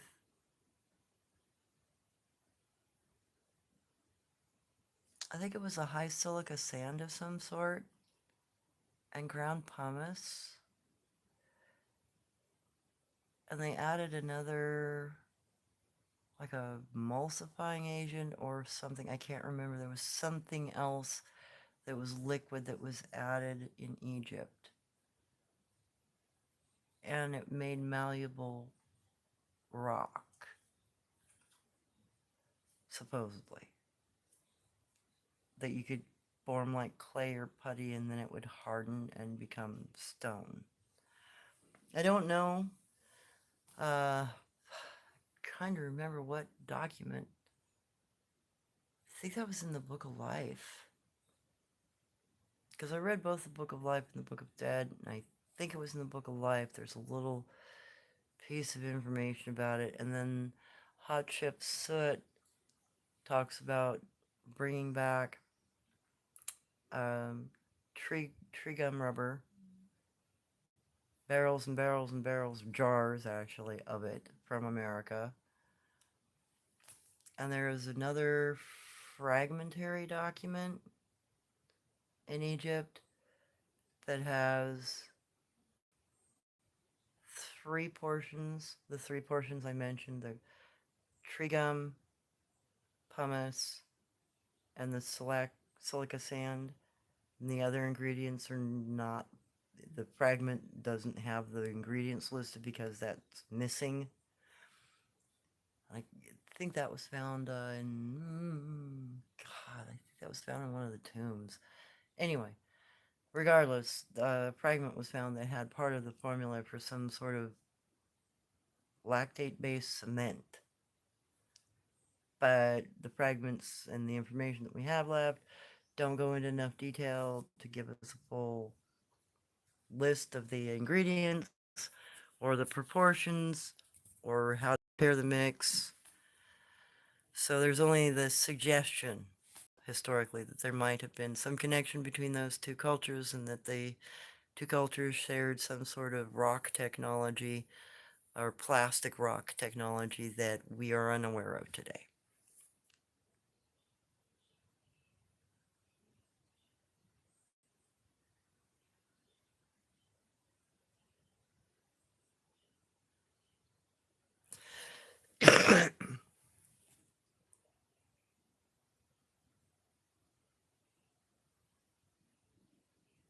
I'm just going back through the questions and statements here for a second. Uh-huh, yep. Intermittent ringing that you can't identify where it comes from. That's usually a sign that you're hearing the Earth's energy.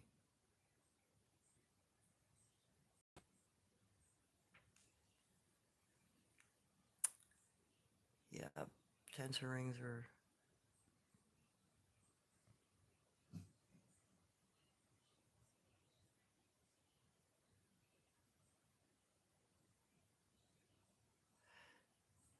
Yeah, I have a thing for tuning forks and magnets. Because both of those things can make some unusual effects happen. Sort of like pendulum. Did you know, and this is going to be a fun one for everybody who understands the pendulum swing. Did you know that the pendulum at the outer part of its arc, the tip of the pendulum appears to phase out and disappear? Also, if you have a weighted pendulum that you can tell the weight of every time it swings, you can track the weight of it and it does lose mass by up to 2 grams, depending on the size of the device, at the tip of it. So pendulum swings also indicate some sort of quantum uh, characteristic to nature within a certain apex. Matter and weight change.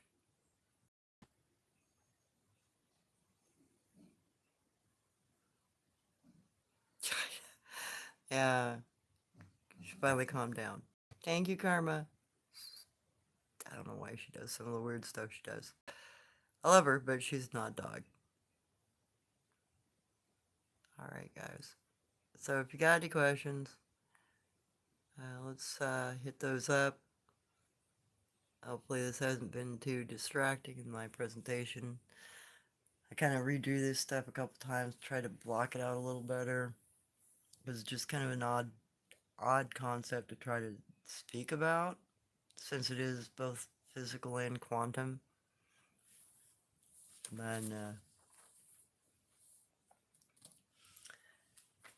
and the fact that it may go back potentially further in history, that sort of understanding might be something more ancient than we previously understood it to be.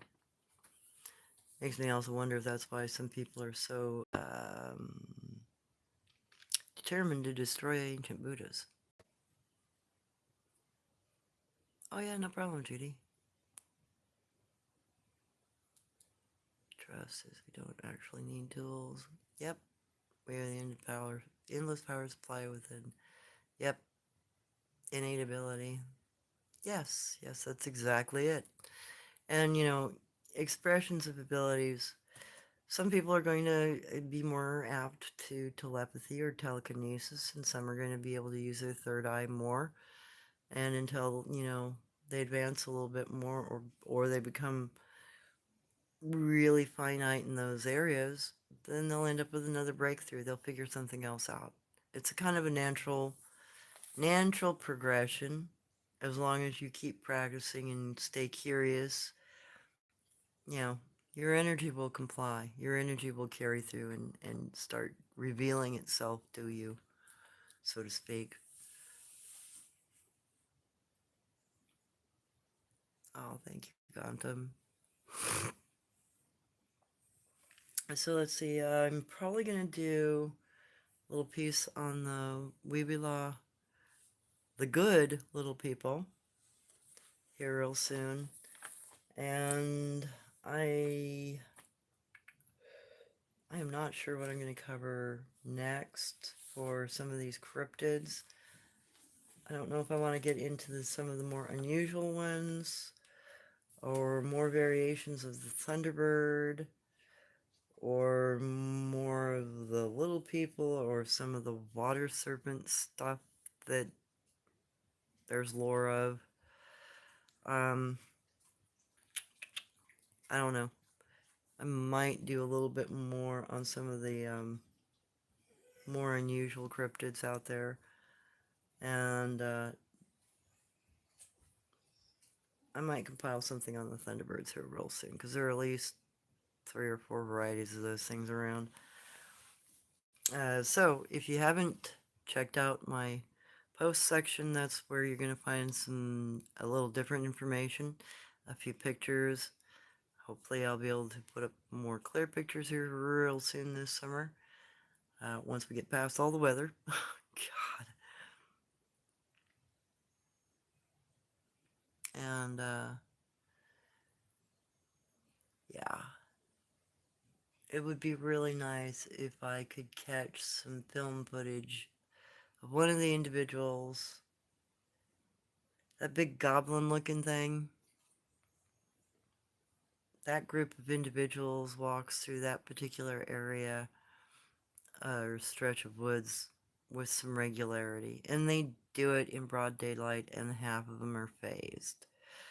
I really want to just sit across the way with my camera focused in there, lay down in the grass, and see if I catch them walking by a couple of times while they're phased. I would love to be able to get some film footage of those things blinking in and out. I think that would really be something. I don't know if it's ever going to happen, but I'm going to try. Otherwise, I'm just going to try for some more, basic photos that are much more defined, clearer, and hopefully we can have a little better discussion about, because I won't have to mess around with them to make them look clean enough to see, hopefully. God. And, maybe I can get a few more pictures of things I don't have pictures of yet. Planning on going to a couple of different locations this year. Talked to my boss about going to take some time off, and she's like, yeah, whatever you need, just, let us know. So I'm going to be working on some field trips this summer. Probably out to the coast, up north into the Columbia River, and maybe over into central Oregon. I don't think I'll make it all the way over to eastern Oregon. I might make it a little into the south side of Oregon too, because there are some locations that I can still scout and film for you that I'm aware of, and I kind of want to go check out the Clickitat cat stuff. I've been wanting to try to find one of those things for a long time now. I've just never had the time to go up and mess around in the gorge. I might have that ability this summer, and if so, I'm going to try it.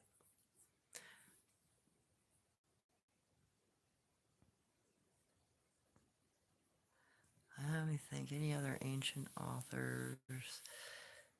Whew. Depends on the subject. Uh, ancient authors. Well, reading, finding biographies of ancient generals, Greek or Roman. Go to a university bookstore. They're usually in paperback form. Penguin Books does a lot of stuff like that, for instance. I would say get a hold of Xenophon and a couple of the other more Diocletians and Diogenes. Some of the older generals and read their personal accounts of some of the people they ran across. Like Germany. Germany, there are a lot of accounts of dogmen, werewolves, people that can change form, tribes of people that could change form. Oh, when you start reading what the old ancient generals encountered and what they came face to face with, you can either write it off as mythology or you can consider it as a type of history that we are throwing away. Because I think our disbelief is not doing that history any justice. I think we need to look at some of those accounts, especially the autobiographies from really ancient generals that, fought battles in new lands that had never been touched by their culture before, or any other culture other than the original inhabitants of an area. There are a lot of unusual accounts. And it doesn't matter if you're dealing with ancient Greeks, ancient Roman generals, Persians, Persian generals, leaders, ancient Egyptian leaders. A lot of them talk about cryptids. A lot of them talk about populations of half human, half whatever. Um, Pliny the Elder even categorized like 27 different varieties of cryptid humanoids, all under the Satyros family of cryptids. He also outlined krakens and griffins and dragons and a bunch of other stuff that we don't even bother to translate that portion of his text into English. It's still in Latin because of the bizarre stuff that he covered. And he goes into detail. He describes facial features sometimes with these creatures, footprints, known local lore, behaviors in some instances. So look at old generals and look at just about any culture. I mean, yeah, it's really heavily available in the Greco-Roman because a lot of that stuff is publicized. It's been translated, at least for classes, so you got to get college texts. But other cultures don't have the hang up that this culture has, and they will publish more of their ancient works. And they will do it. You might have to buy the you might have to buy the translation out of country. Like if you want a good translation of anything that you can't find in English that's Greco-Roman language, Latin or Greek, if you know how to speak French or you know how to speak German, get the books in translation in French and German. 73% of the book ancient works are translated into those languages. Only 23% is translated into English. So you have a higher chance of education if you actually go to other countries for their books on the subject, unfortunately. The other is cultures like South America, uh, even Russia, Europe, China, Asia. They don't, a lot of the works that are done by those countries don't have the hang-ups that we have about, if we're dealing with Nephilim when we're talking about Bigfoot or some ancient cryptid, they look at it more as folklore or history. Um, the Chinese totally blow me away. They actually, even under their communist government, studied the Yaren, and they did good studies. They weren't screwing around, and came to a determination that they are a ancient humanoid of some sort, a secondary species, a cousin species or something. It's the other, when we all talk about how many missing species there are, maybe they're not missing, maybe we just don't recognize that live out in the woods. Because how many pictures of little people and odd dinosaurs and stuff have I gotten this last summer in my pictures alone? And no, I don't use AI. I walk out in the woods, I click a picture of anything that sets my senses off. And I do it in locations I know there are cryptids in. I know there are these odd things in. So if I can just take pictures like that in my neighborhood, what the heck is in your neighborhood? And what's really out in the deep woods? We have no, I don't even have a clue. I got stories about what's in the deep woods. There are some places there's some places in the Cascades I won't go. There's too much dark energy there. I, they, 2 years ago, I found a spot out there in the Cascades. No way, I am never going up there. I went once, and I parked on the opposite hillside from a very dark, cloudy looking. I don't even know what was over on the other ridge line. But it came to visit me at my truck, and no, I didn't. I went back down that 45-degree angle the next morning, never going back to that campus spot again. Something up there was really dark, and though it didn't do anything to me, I could feel its presence, and I did not feel at ease, at peace, or welcome. So, how many things are out there that we know nothing about? Obviously, a lot. Yep, the feeling is overwhelming. Yeah, there's a lot of stuff out there, and I don't know all of it. I know about a few species. I've had interactions with a couple of handfuls. I know of maybe 200 or 240 species. There's got to be more than that. I found, what, a dozen or so different species in one group alone? So how much is out there? There's got to be a ton of shit out there. Ton of stuff that we know nothing about.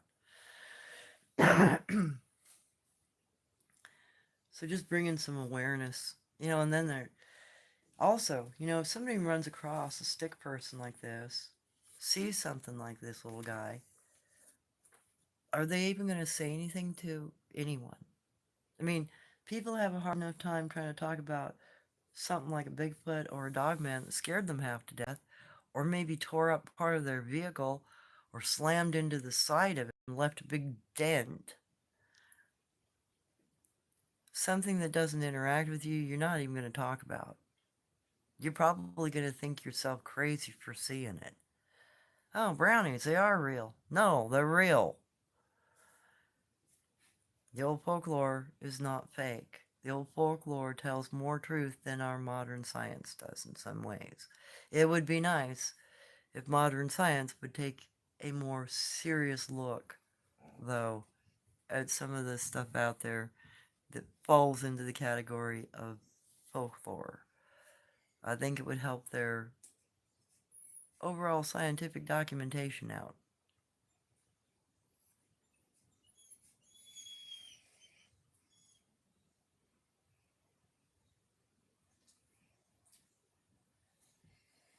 Yes, I think that individuals that come forward with each other and communicate openly about the strange encounters that they have, the events that occur around them, and the atmosphere of some locations.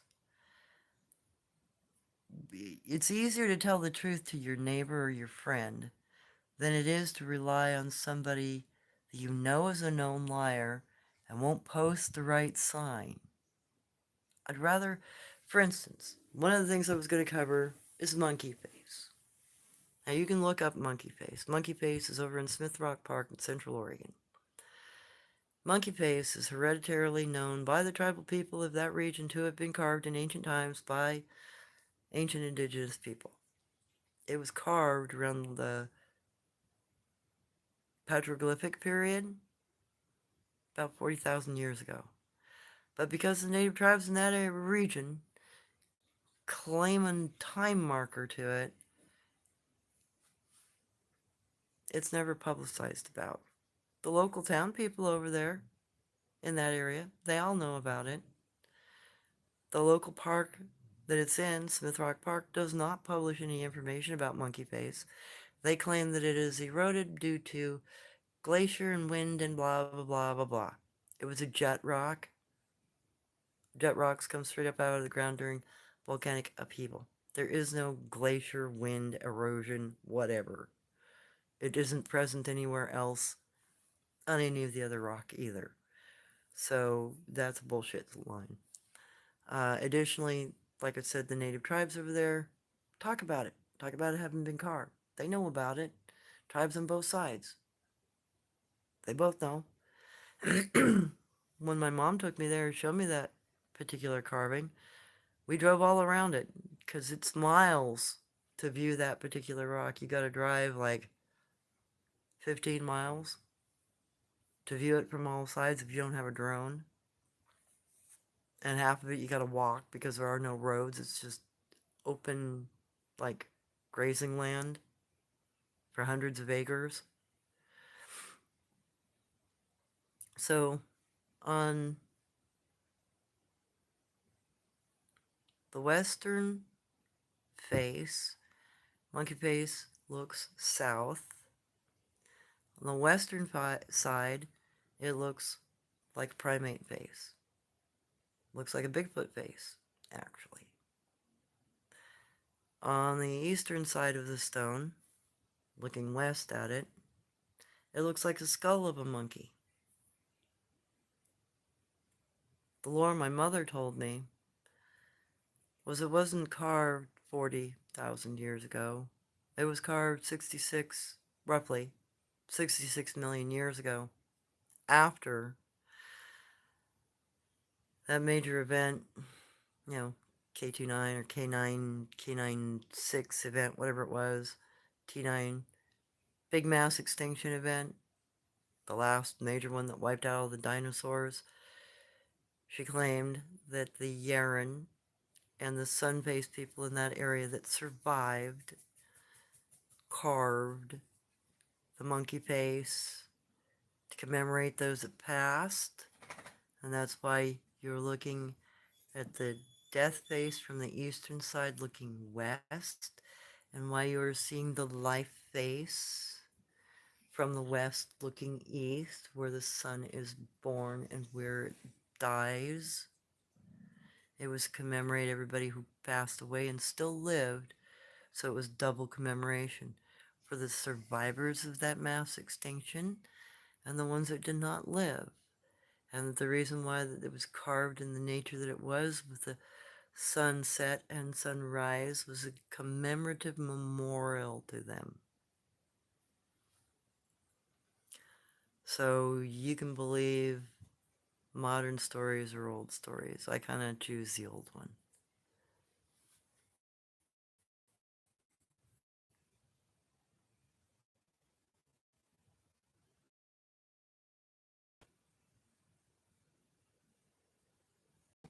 Yeah, brownies. I love kids. Do you ever have to give the thing milk to get it to weigh?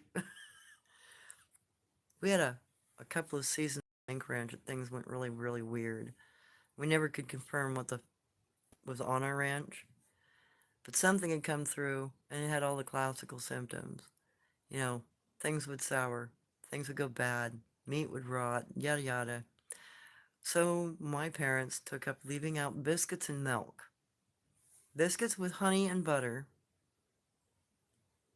and milk. Within a couple of weeks, everything changed. All the bad, whatever was going on, stopped. And it was all because I thought it was a bunch of small people, like brownies, etc., messing with stuff. Weird thing is, World War II, same thing happened in Europe. Brownies would screw with the planes. The guys would leave them out biscuits and milk, and they'd leave the planes alone. So there's all kinds of lore. There's all kinds of evidence also. Because there's also a lot of stories and documentation. Things written up in newspapers, things written up in history books, things that we take for granted that are right there, obvious in our histories too, sometimes. They kind of point to this sort of thing going on.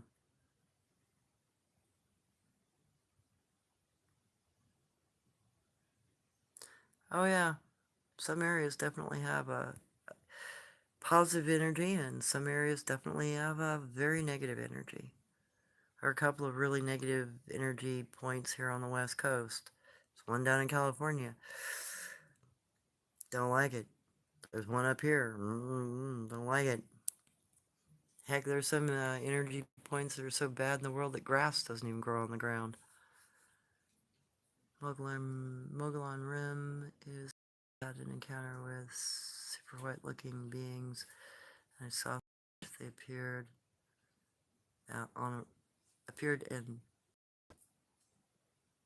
disappeared. Oh, okay. Wow. Yeah, the Mogollon Rim's got some really bizarre native stories about it too. There's all kinds of really weird native lore about that particular region, and a couple of different regions around the United States. In fact, a lot of your hot points are old lore associated areas.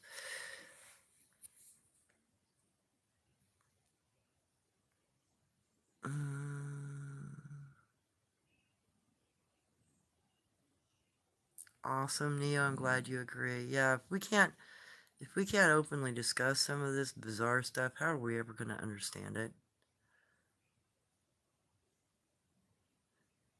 And if we just put the point of the fingers away and all of the doubt about it and just start sharing information about it, I'm sure we'll be able to map out what the heck is going on. Uh, that's provable with a lot of different kinds of things. You get enough information about a topic, it brings clarity to things like behavior or repeated occurrences. And once you can get that mapped out, you can start, building concepts. What's really going on? How does this work? Why does it work this way? It's how we learn anyway. We teach each other. We don't learn ourselves. We teach each other. I don't need somebody else's book. I got you guys. You got me. We got each other. And we've got the ability to go talk to other people, and we have the ability to go do our own research, think for ourselves, and come up with our own options and ideas. And that always brings, body to the content. It brings fullness to nature. It brings reality to the concepts.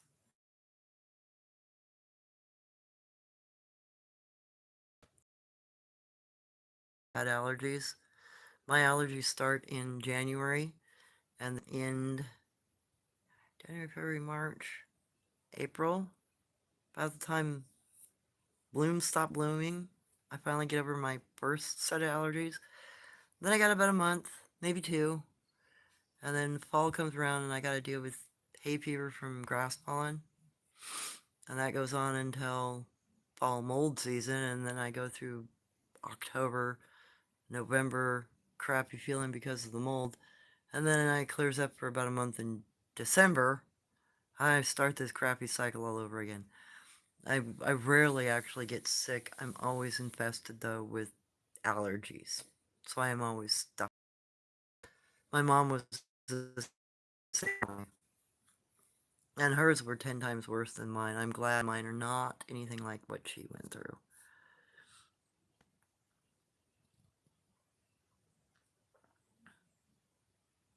Oh, cool. Blue aura. Awesome. Yeah, I have a purple aura personally. It's kind of blue, kind of purple.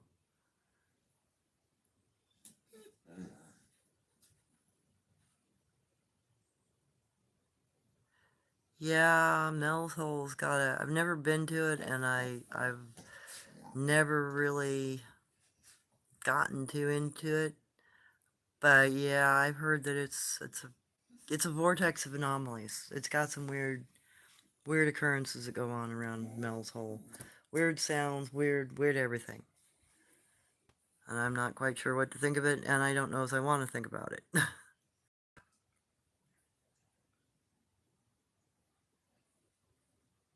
Yep. Yeah, you can learn to read auras. In fact, you can even learn to read your own. You can learn to see your own aura in a mirror.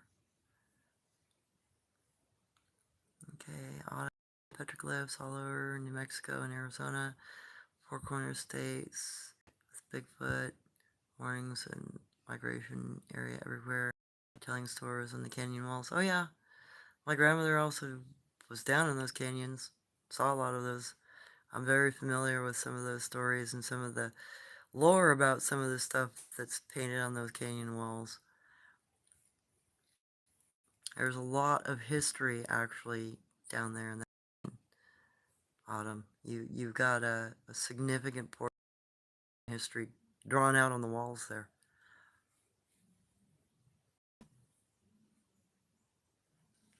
Yep, exactly. Very true, Vicky. Yep, I gotta get some more bee pollen. Something I need to pick up today. I ran out, and now I'm back to being really, really stuffy. I'll do combinations of bee pollen and local honey just to try to clear this up some. Because there's only so many allergy pills I want to take, and there's only so much I want to throw in my body that's synthetic. I'd rather just deal with it, put up with it. I know it's not really hurting me, it's just an allergy. Until, I get a hold of something that can hurt me allergy-wise, because some of them are deadly. Okay, Autumn, the protoglyphs show weird stick people-like beings with plasma-like toroidal field cataclysm. That's interesting that you bring that up, Bad Pup, because I did post one of my favorite pieces of art is actually an ancient Chinese piece of artwork. It shows the planet breaking apart and the Monkey King jumping out of the middle of the planet, which actually also sounds a lot like the moral story that Jen talked about when I was a child. She talked about the pair of brothers that got angry with each other, and the one cracked the other one's skull open and ate his pituitary gland, and the psychic generation of this world broke the world apart. I put it into pieces. I oftentimes wonder if that piece of artwork is about the monkey that watched. Because in order to know the story, either the surviving individual that did the nasty deed had to tell the story, which is unlikely, or somebody else had to witness the story in order to tell it and keep it alive. And it was witnessed. There was another hunter that supposedly witnessed it, according to the Bigfoot lore. But it often makes me wonder if that drawing, old Chinese drawing, the Monkey King, and maybe even the stories of Hanuman to a degree, might be talking about an incident that happened when we were collided into, and we weren't even really solid yet. We still had a more or less malleable crust when we were hit by a planetoid, another protoplanetoid, our brown dwarf, Marduk. I wonder how much that collision caused in a quantum disturbance.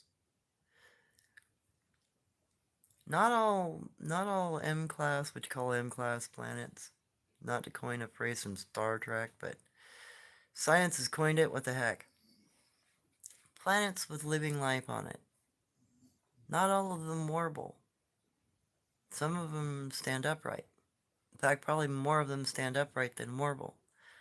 So, with our warble, did that cause some other issues? Is that part of why our planet seems like it's shorting out in some areas? Like it might have been damaged severely in its formation?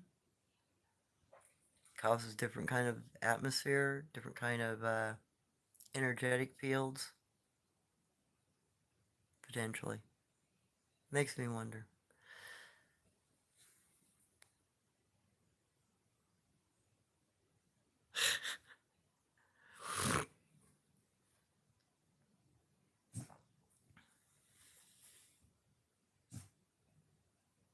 Yeah, some people can charge batteries, some people can't wear a battery watch because the battery drains. Yep, I can't wear a watch for that same reason. My mother, same. She couldn't wear a watch. In fact, my mom's magnetism was so... She had to use a wind-up clock, and she could only use a wind-up clock for about 3 years, and then she'd magnetize it so much she couldn't wind it up anymore. I can hold batteries in my hand, rub them a little bit, and I can recharge them.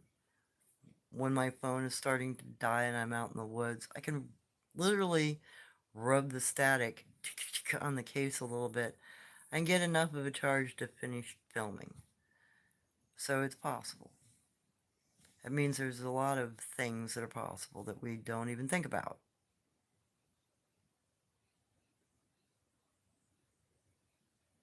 The plasma apocalypse. Yeah, I can believe that. Makes me wonder though, if that first monkey jumping out of that picture is the individual that understood what happened. Were they able to figure out by witnessing what happened with the two individuals in front of them, did that third viewpoint give them a clue that others involved in the circumstance couldn't realize, didn't see, couldn't understand?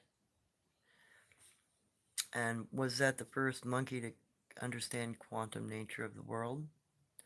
Because in that picture itself, there are, if you noticed, in the negative, there's a continent drawn. There are pieces of continents drawn in the negative.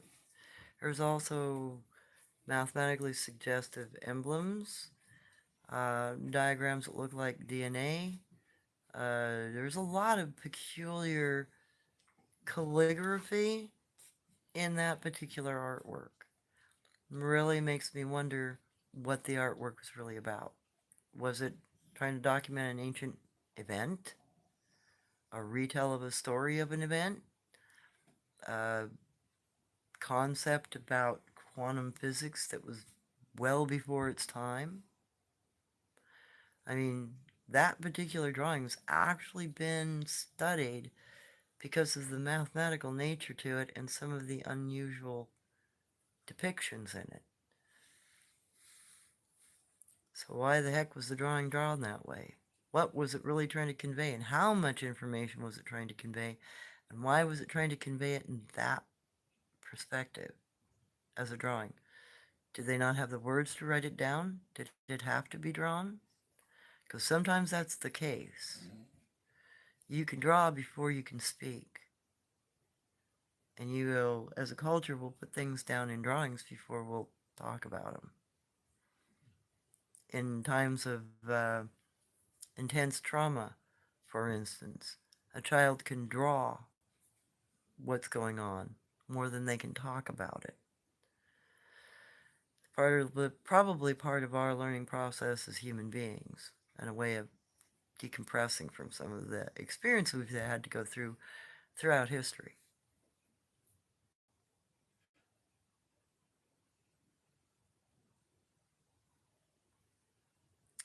Do ancient authors have meditation guide to learn to read auras? Well, some of them do.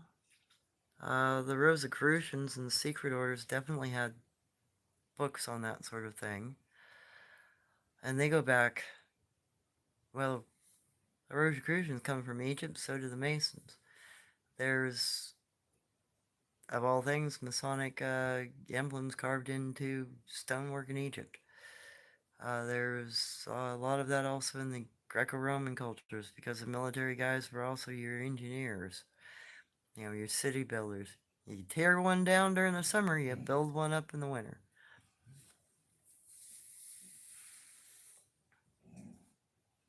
It's a mapping. Yeah, that makes sense.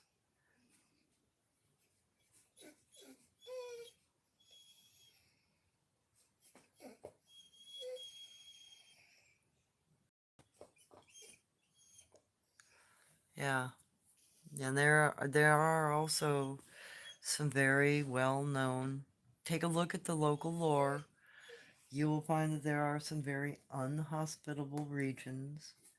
They're like the Nahanni Valley, for instance. The LBL is another.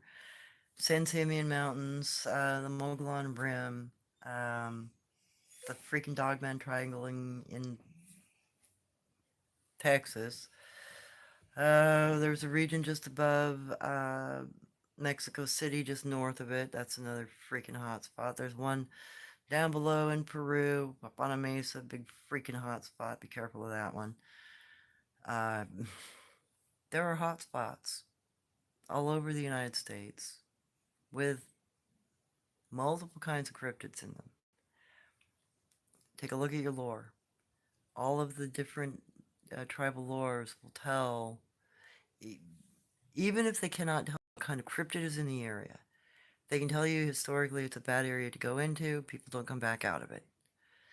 You'll find that some of your research hotspots are actually in those danger zones that we historically stayed the hell out of because there's a lot that goes on in some of those locations, and some of it you, you can't even account for what's going on in some of those regions. The stuff is so bizarre. It's not even related to cryptids. Some of it's related to the energy grid of this planet malfunctioning. The Bermuda Triangle, for instance, is a real good example of potential equipment, pyramidal equipment, submersed under the Atlantic that is still shorting out and causing phasial issues in the region. Japan has a triangle like that, and so does Alaska. So there are some phasial point issues also on this planet that are not related to cryptids, but are related to the energy and the physical being of the planet itself. So keep that in mind as well. Now there's more than just cryptids out there. There's also the fact that our planet has a bunch of ley lines in it and crystalline structure, and it got collided into, and it may have some short points. In fact, there's some ancient myths that suggest that the pyramids were put in place to fix those junctions. To fix the broken parts of our planet that weren't functioning correctly.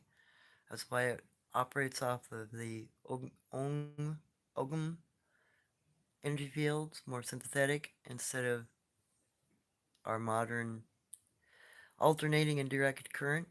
It's working off a sympathetic charge because it's actually meant to help our planet heal from the damage and to maybe fill in the network of energies that's been disrupted because of some of the stuff that's collided into us.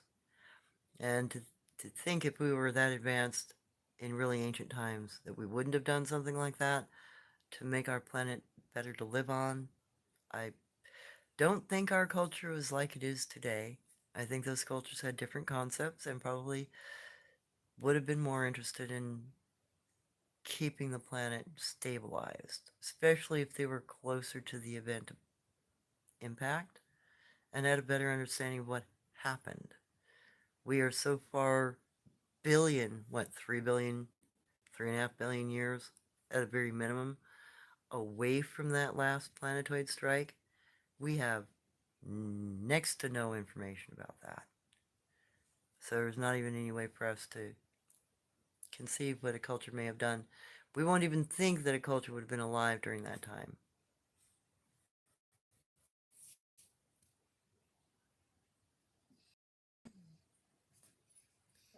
And there are, when you start looking at ley lines, and you start looking at hot spots, and you start looking at cave systems, you'll find they all match.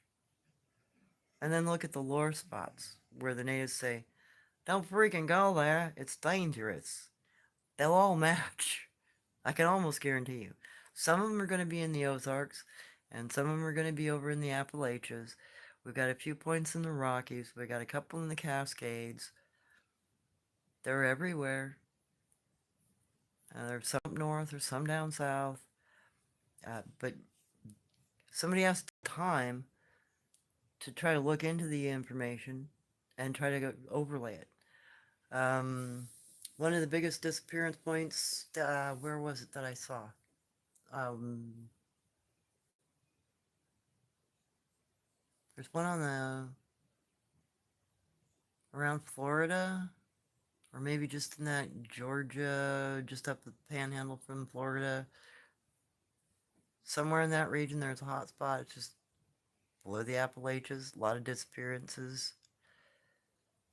That's also on a ley line cross point. Like, I think 8 or 12 ley lines hit that point. There's one over here on the west coast, around the White Sands area, where there are more disappearances and a lot of anomalies. Again, multi-connections with the ley points in that area, like 8 or so of them freaking cross there. So start looking at ley points in connection with your caves and your disappearances and your sightings, and you'll find that ley lines actually have a lot to do with this, a lot more than you might think, and that there's usually, if you're looking at geological information along with that, you'll also find certain rock structures in those areas as well. Usually a lot of quartzite seems to be prevalent in a lot of those regions, something natives understood. When you start getting into a quartzite heavy area, there's a lot of anomaly shit that happens.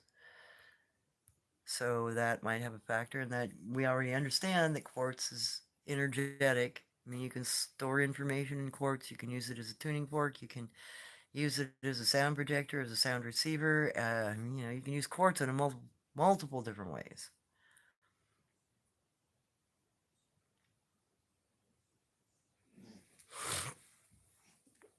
Well, devil. Devil's a lot more to do with people's superstition, to be honest. I mean, we've got Idiotsville, Oregon, which is an old logging camp, next to Devil's Lake, if I remember right, and Satan's Stream, or Satan's River. And that was named, originally, Idiotsville, Oregon was the original name of the logging community. However, the other names came around because of the horrible acts that logging group did to the local cryptids and some of the tribal people there. So the local population that didn't agree with what happened out at the logging camp called it, satanic behavior, because they were shooting giants in the head because they were trying to make peace. That's where a giant was actually killed, a giant human being, because they thought he was a devil. The local population, the local township, which is just miles away from the logging camp, had a completely different opinion. So some of those place names are named because of deeds that were done in the area. Keep that in mind too. And some of them weren't good. Now, if they weren't dealing with just outright genociding somebody because they were trying to make peace and they were giant, they were tall, and you thought in your head, an ancient... I just love how we work on superstition more than we work on reality. And that's unfortunate. And the reason why it's unfortunate is because we never allow ourselves to educate, because we're too busy being superstitious, and we don't allow ourselves to grasp the reality that's in front of us without calling it a devil, a demon, a Niflheim, or something else that is probably not relevant. They're probably relevant to their own topic, but probably not relevant to some of the topics we apply them to.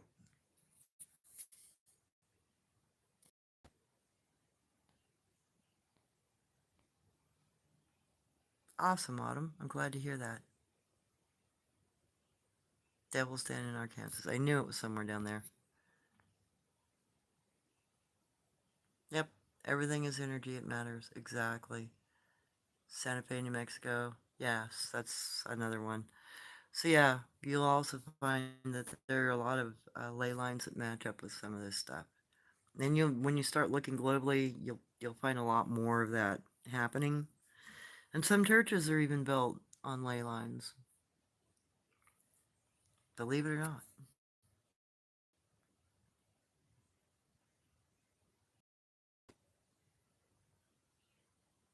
Yep, you're correct. Very, very correct, Bad Pup. Yes, granite type rocks and quartz and magnetics and very energetic stones. Yeah, they're always going to be in those kinds of hot spots. That's something that we noticed, and that's part of the reason why we stayed out of those spots, because we knew they were. I don't know if we knew they were shorting out, but we knew there was something wrong with those regions. And we knew that it came from really ancient times because there's still some native lore about being really advanced in really ancient times. Although we don't really have a modern understanding of how far back that may have been.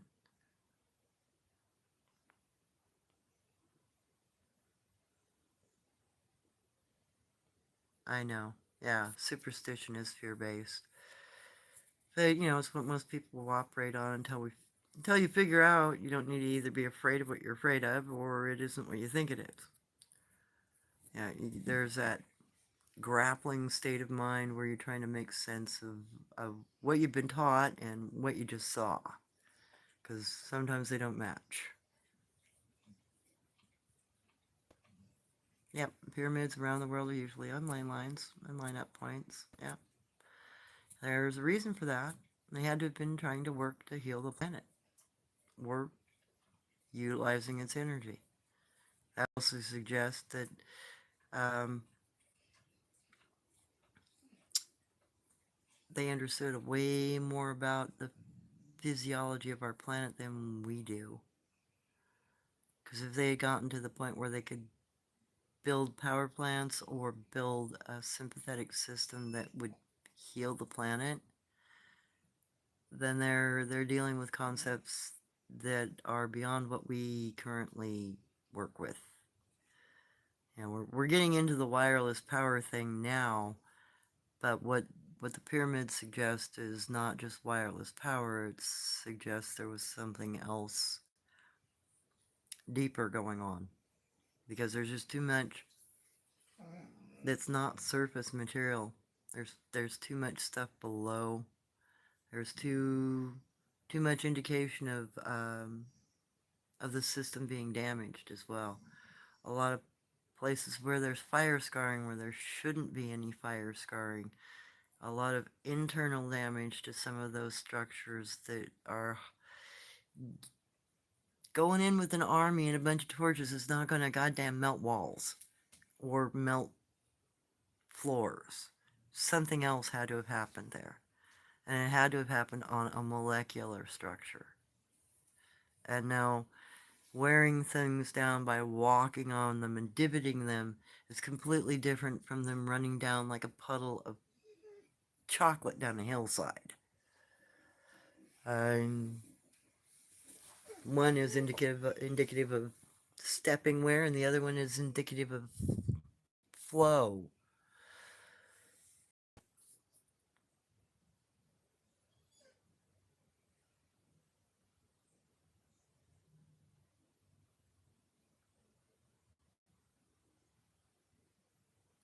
Right. So it's important to work from the heart and not the head. The heart understands fear and knows protection. The head does not understand fear and acts irrationally. You will either flee or freeze. An individual that can break that pattern of fleeing or freezing can act.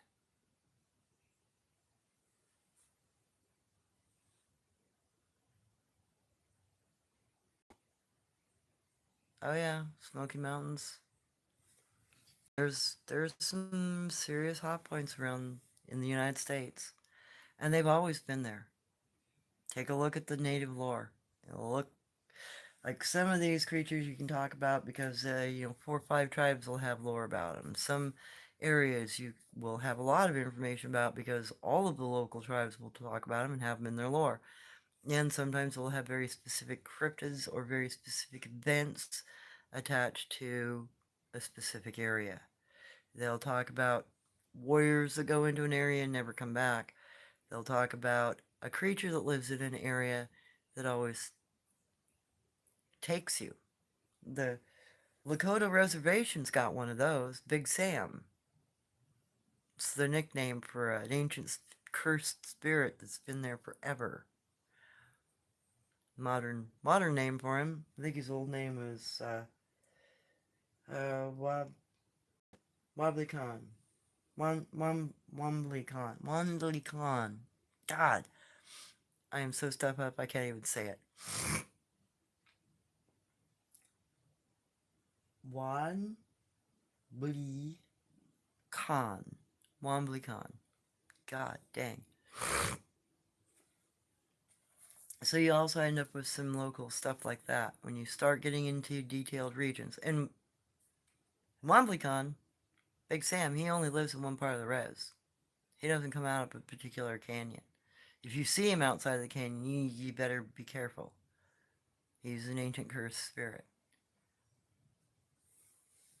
He doesn't leave the canyon very often.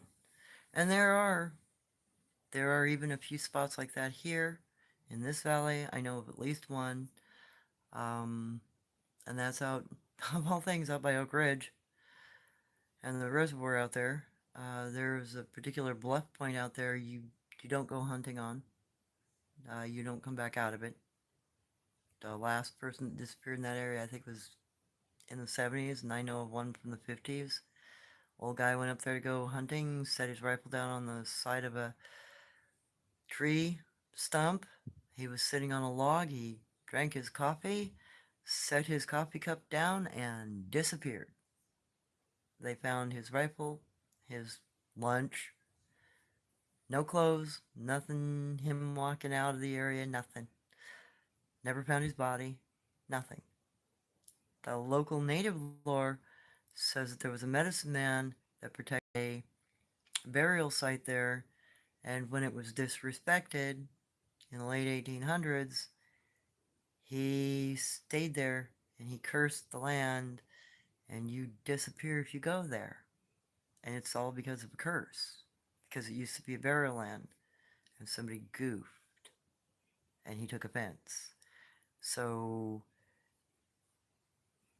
how can you make a curse like that happen unless you have some kind of concept of quantum physics? Because something to sustain in a region like that to a point where people continually disappear over at least 100 plus years, something other than just magic has to be going on there. I'm sorry to say it that way, but I know magic is just a step to understanding energy. So what natives and what ancient cultures perceived as magic is actually probably more along quantum physics and how quarks function and how we interact with our world. Or curses like that and entities like that guarding an area, they dissipate, disappear. It wouldn't be there in a very short order. There's too much movement throughout the mass of humanity and through the planet itself, and all of the material jumping in and out of space. Why would it stay static? How could it stay static unless there was a greater understanding there or a malleability to the area that would allow it to be fixed? Allow it to be affected that way.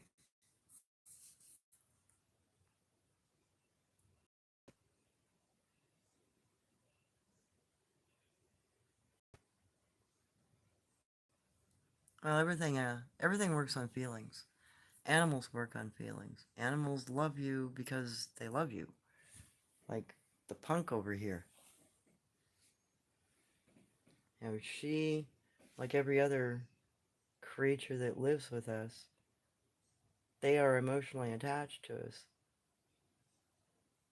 It's only that connection that's the real connection. You can look into each other's eyes, you can speak with each other, you can learn to give her orders, she can learn to take orders, that it's this connection here that's primary. You know, she minds me because I ask her to.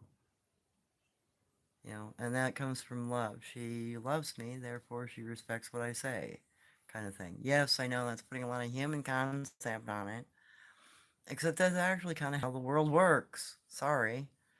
We have a sympathetic world. We have a world that is animistic. We have a world that has consciousness. So it should be expected.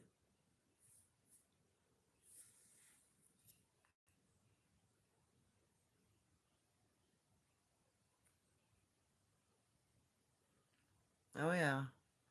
Knowing and paying attention to your instincts will save you every time. Being able to recognize that and being able to harness that save you every time.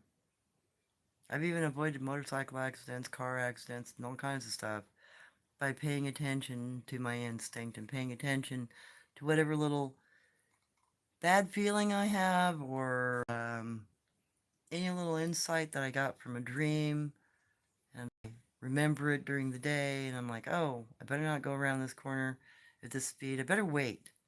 My mom even did stuff like that. I remember we were in the back roads,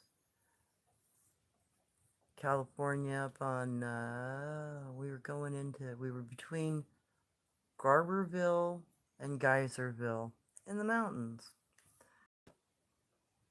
We were out looking for geysers.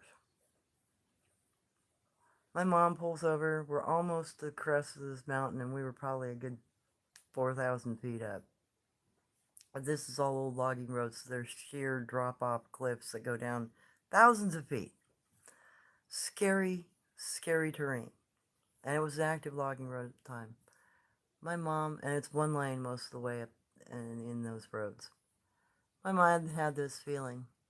We had a very small, very little area we could pull over. She immediately pulled over and she says, we have 8 seconds to live, start counting. I'm what? And she'll start counting. I'm like, okay, it's 1001, 1002. Sure enough, coming around the other side from the hill, top of the hill, we were almost to the crest. Here comes a logging truck. No brakes. Whipped by us so dang fast. Completely out of control, had a full load. He supposedly made it to the other side, down below. Because we heard news about him. Because he dumped his truck at the bottom of the hill. Thankfully, he made it all the way to the bottom. And he was losing logs, according to the story. We got to the top of that crest. We made it maybe 200-300 feet over the top of that crest, that mountain. We lost our brakes. We went for another, I don't know, 3 miles, 4 miles, maybe 5, down into Geyserville. Mom did a lot of downshifting and no brakes and riding the rough, and thank God we did not run into another truck, because if we would have run into another timber truck up there, we would have been, we'd have been off the cliff. The truck would have won. And there was no way we could have avoided it. So I'm glad we never ran into another truck coming down the other side. I was glad it was just the two of us that lost our brakes going either direction on that damn road. That's a very bizarre, you know, event to have happened. But at the same time, when you have coincidences like that, and when you have oddities like that in certain regions, part of that Geyserville area has got some really weird lore about it too.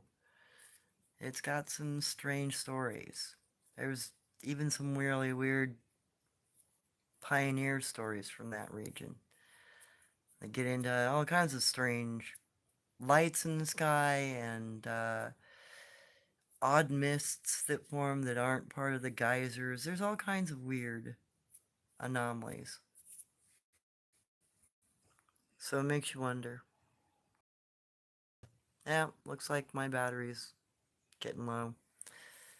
So it looks like I should probably shut this down. It's been, oh my god, it's almost 3 hours. I probably need to get to work here real soon. Alright, so let me finish this. If you see an orb or hear a portal opening nearby, making a strange metallic sound. Should you get away fast? I would try not to be in an area like that, because I wouldn't know for sure if it was a portal. I wouldn't know for sure if it's an underground base. I wouldn't know for sure what the heck it was until I was able to identify it. And I'm all about identifying oddities before I try to interact with them. Sightseeing on an active logging. Yeah, that was my mom. That was always my mom. If there was some remote place that we could fall off a cliff at, we were there.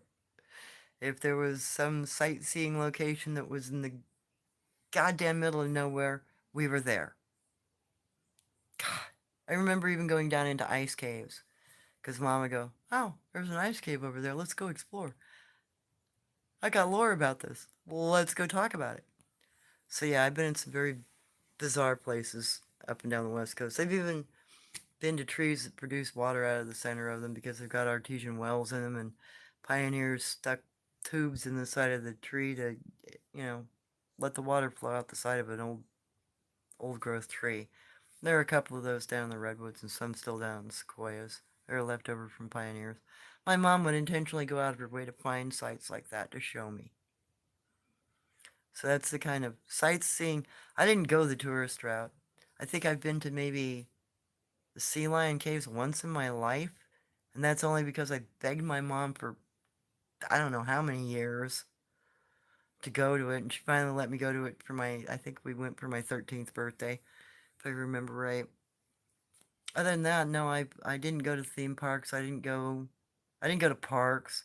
I went to weird, out of the way spots that you either had to hike a half an hour to 5 hours to swim across a river, cross a lake to get to. Sometimes you'd, just the weirdest places. I never had a normal childhood. Campgrounds for me was not going to places that had hookups. Campground for me was, there might be running water, and I doubt there's going to be a toilet. I doubt there's going to be running water. You probably just better bring your backpack, because you're screwed. There ain't no facilities. And that was camping with my mom. We didn't. Occasionally, we would stay in a campsite that had a shower and running toilets. But normally, we were either in bivouac camps or we were so far the hell out of Dodge that there wasn't a car to be heard. There wasn't anybody to hear you scream. There wasn't nothing there except cryptids and wild creatures. So yeah, my sightseeing was very different than the average person.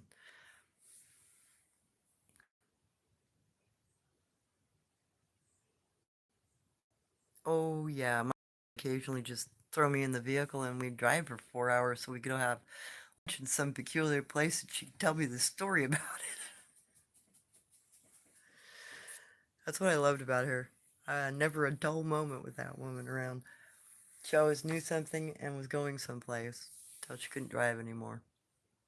And then I'd take her as much as I could.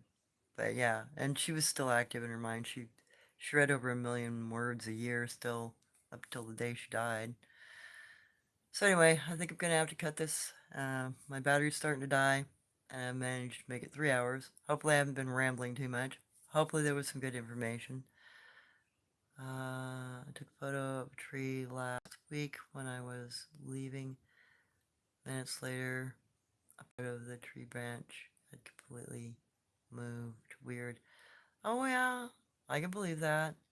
There are some unusual lores around the world about ants and ants, which are both living types of trees that do peculiar things like walk and move and occasionally completely disappear. At least there are cultural stories about that sort of thing. Well, anyway, have a good one, everyone. Thank you for participating, and I'm glad you guys showed up. Please check your notification bells. I've noticed that not everybody's been getting notified, so there might be still some issues with that. Check your subscription, that sort of thing. And I'll continue to be doing Saturday shows on stuff like this, and I'll go back to doing more things on the various types of cryptids that I'm aware of and their habitats, locations they're in. I'll probably go over the Moyuk dog and some of those other more unusual ones here this upcoming weeks. And I don't know, some of you tried to manipulate this last vote. I might not give you guys a choice anymore. I might just tell you what I want you to hear. But thanks for playing. And as I get drawings done, I'll post the drawings so you guys have some sort of an idea of what the next show is going to be like. Once the weather starts to clear, I'll get back out and do more stuff out filming. But it's just been we get an hour or two of sun, and then it's crummy weather or overcast and yada yada. So I'm sorry it's been slow going this spring.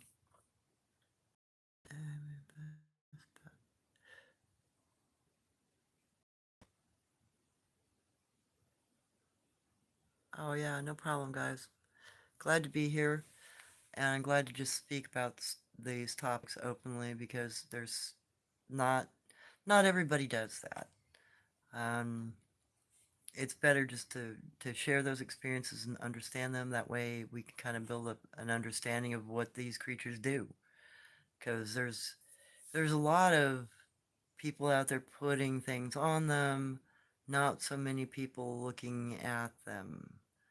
And I think it's probably more important to look at them and try to understand those behaviors from a more neutral position, hopefully. And I do have my biases. I think they're human beings of some sort, cousin species.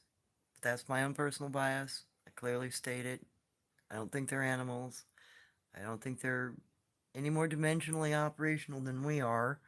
They might have better tuned equipment and understand their equipment better than us, but I think we have the same aptitudes. I think we have a lot of the same abilities. They do. We just don't know how to function our being. Neutral stop our light from being too bright. Yeah, right. All right, guys. Thank you, everybody, and hope you enjoyed this. And I'll be back next Sunday if everything goes well. If there ever comes a point where my phone craps out on me and it won't function, then I'm sorry, I'll have to cancel the show and probably go get a new phone. But other than that, I'll be here. Ah, thank you. You too, Vicky. May the force with you too. Or is that the fork? I don't know. Can I reach my spaghetti? Have a good one, everyone.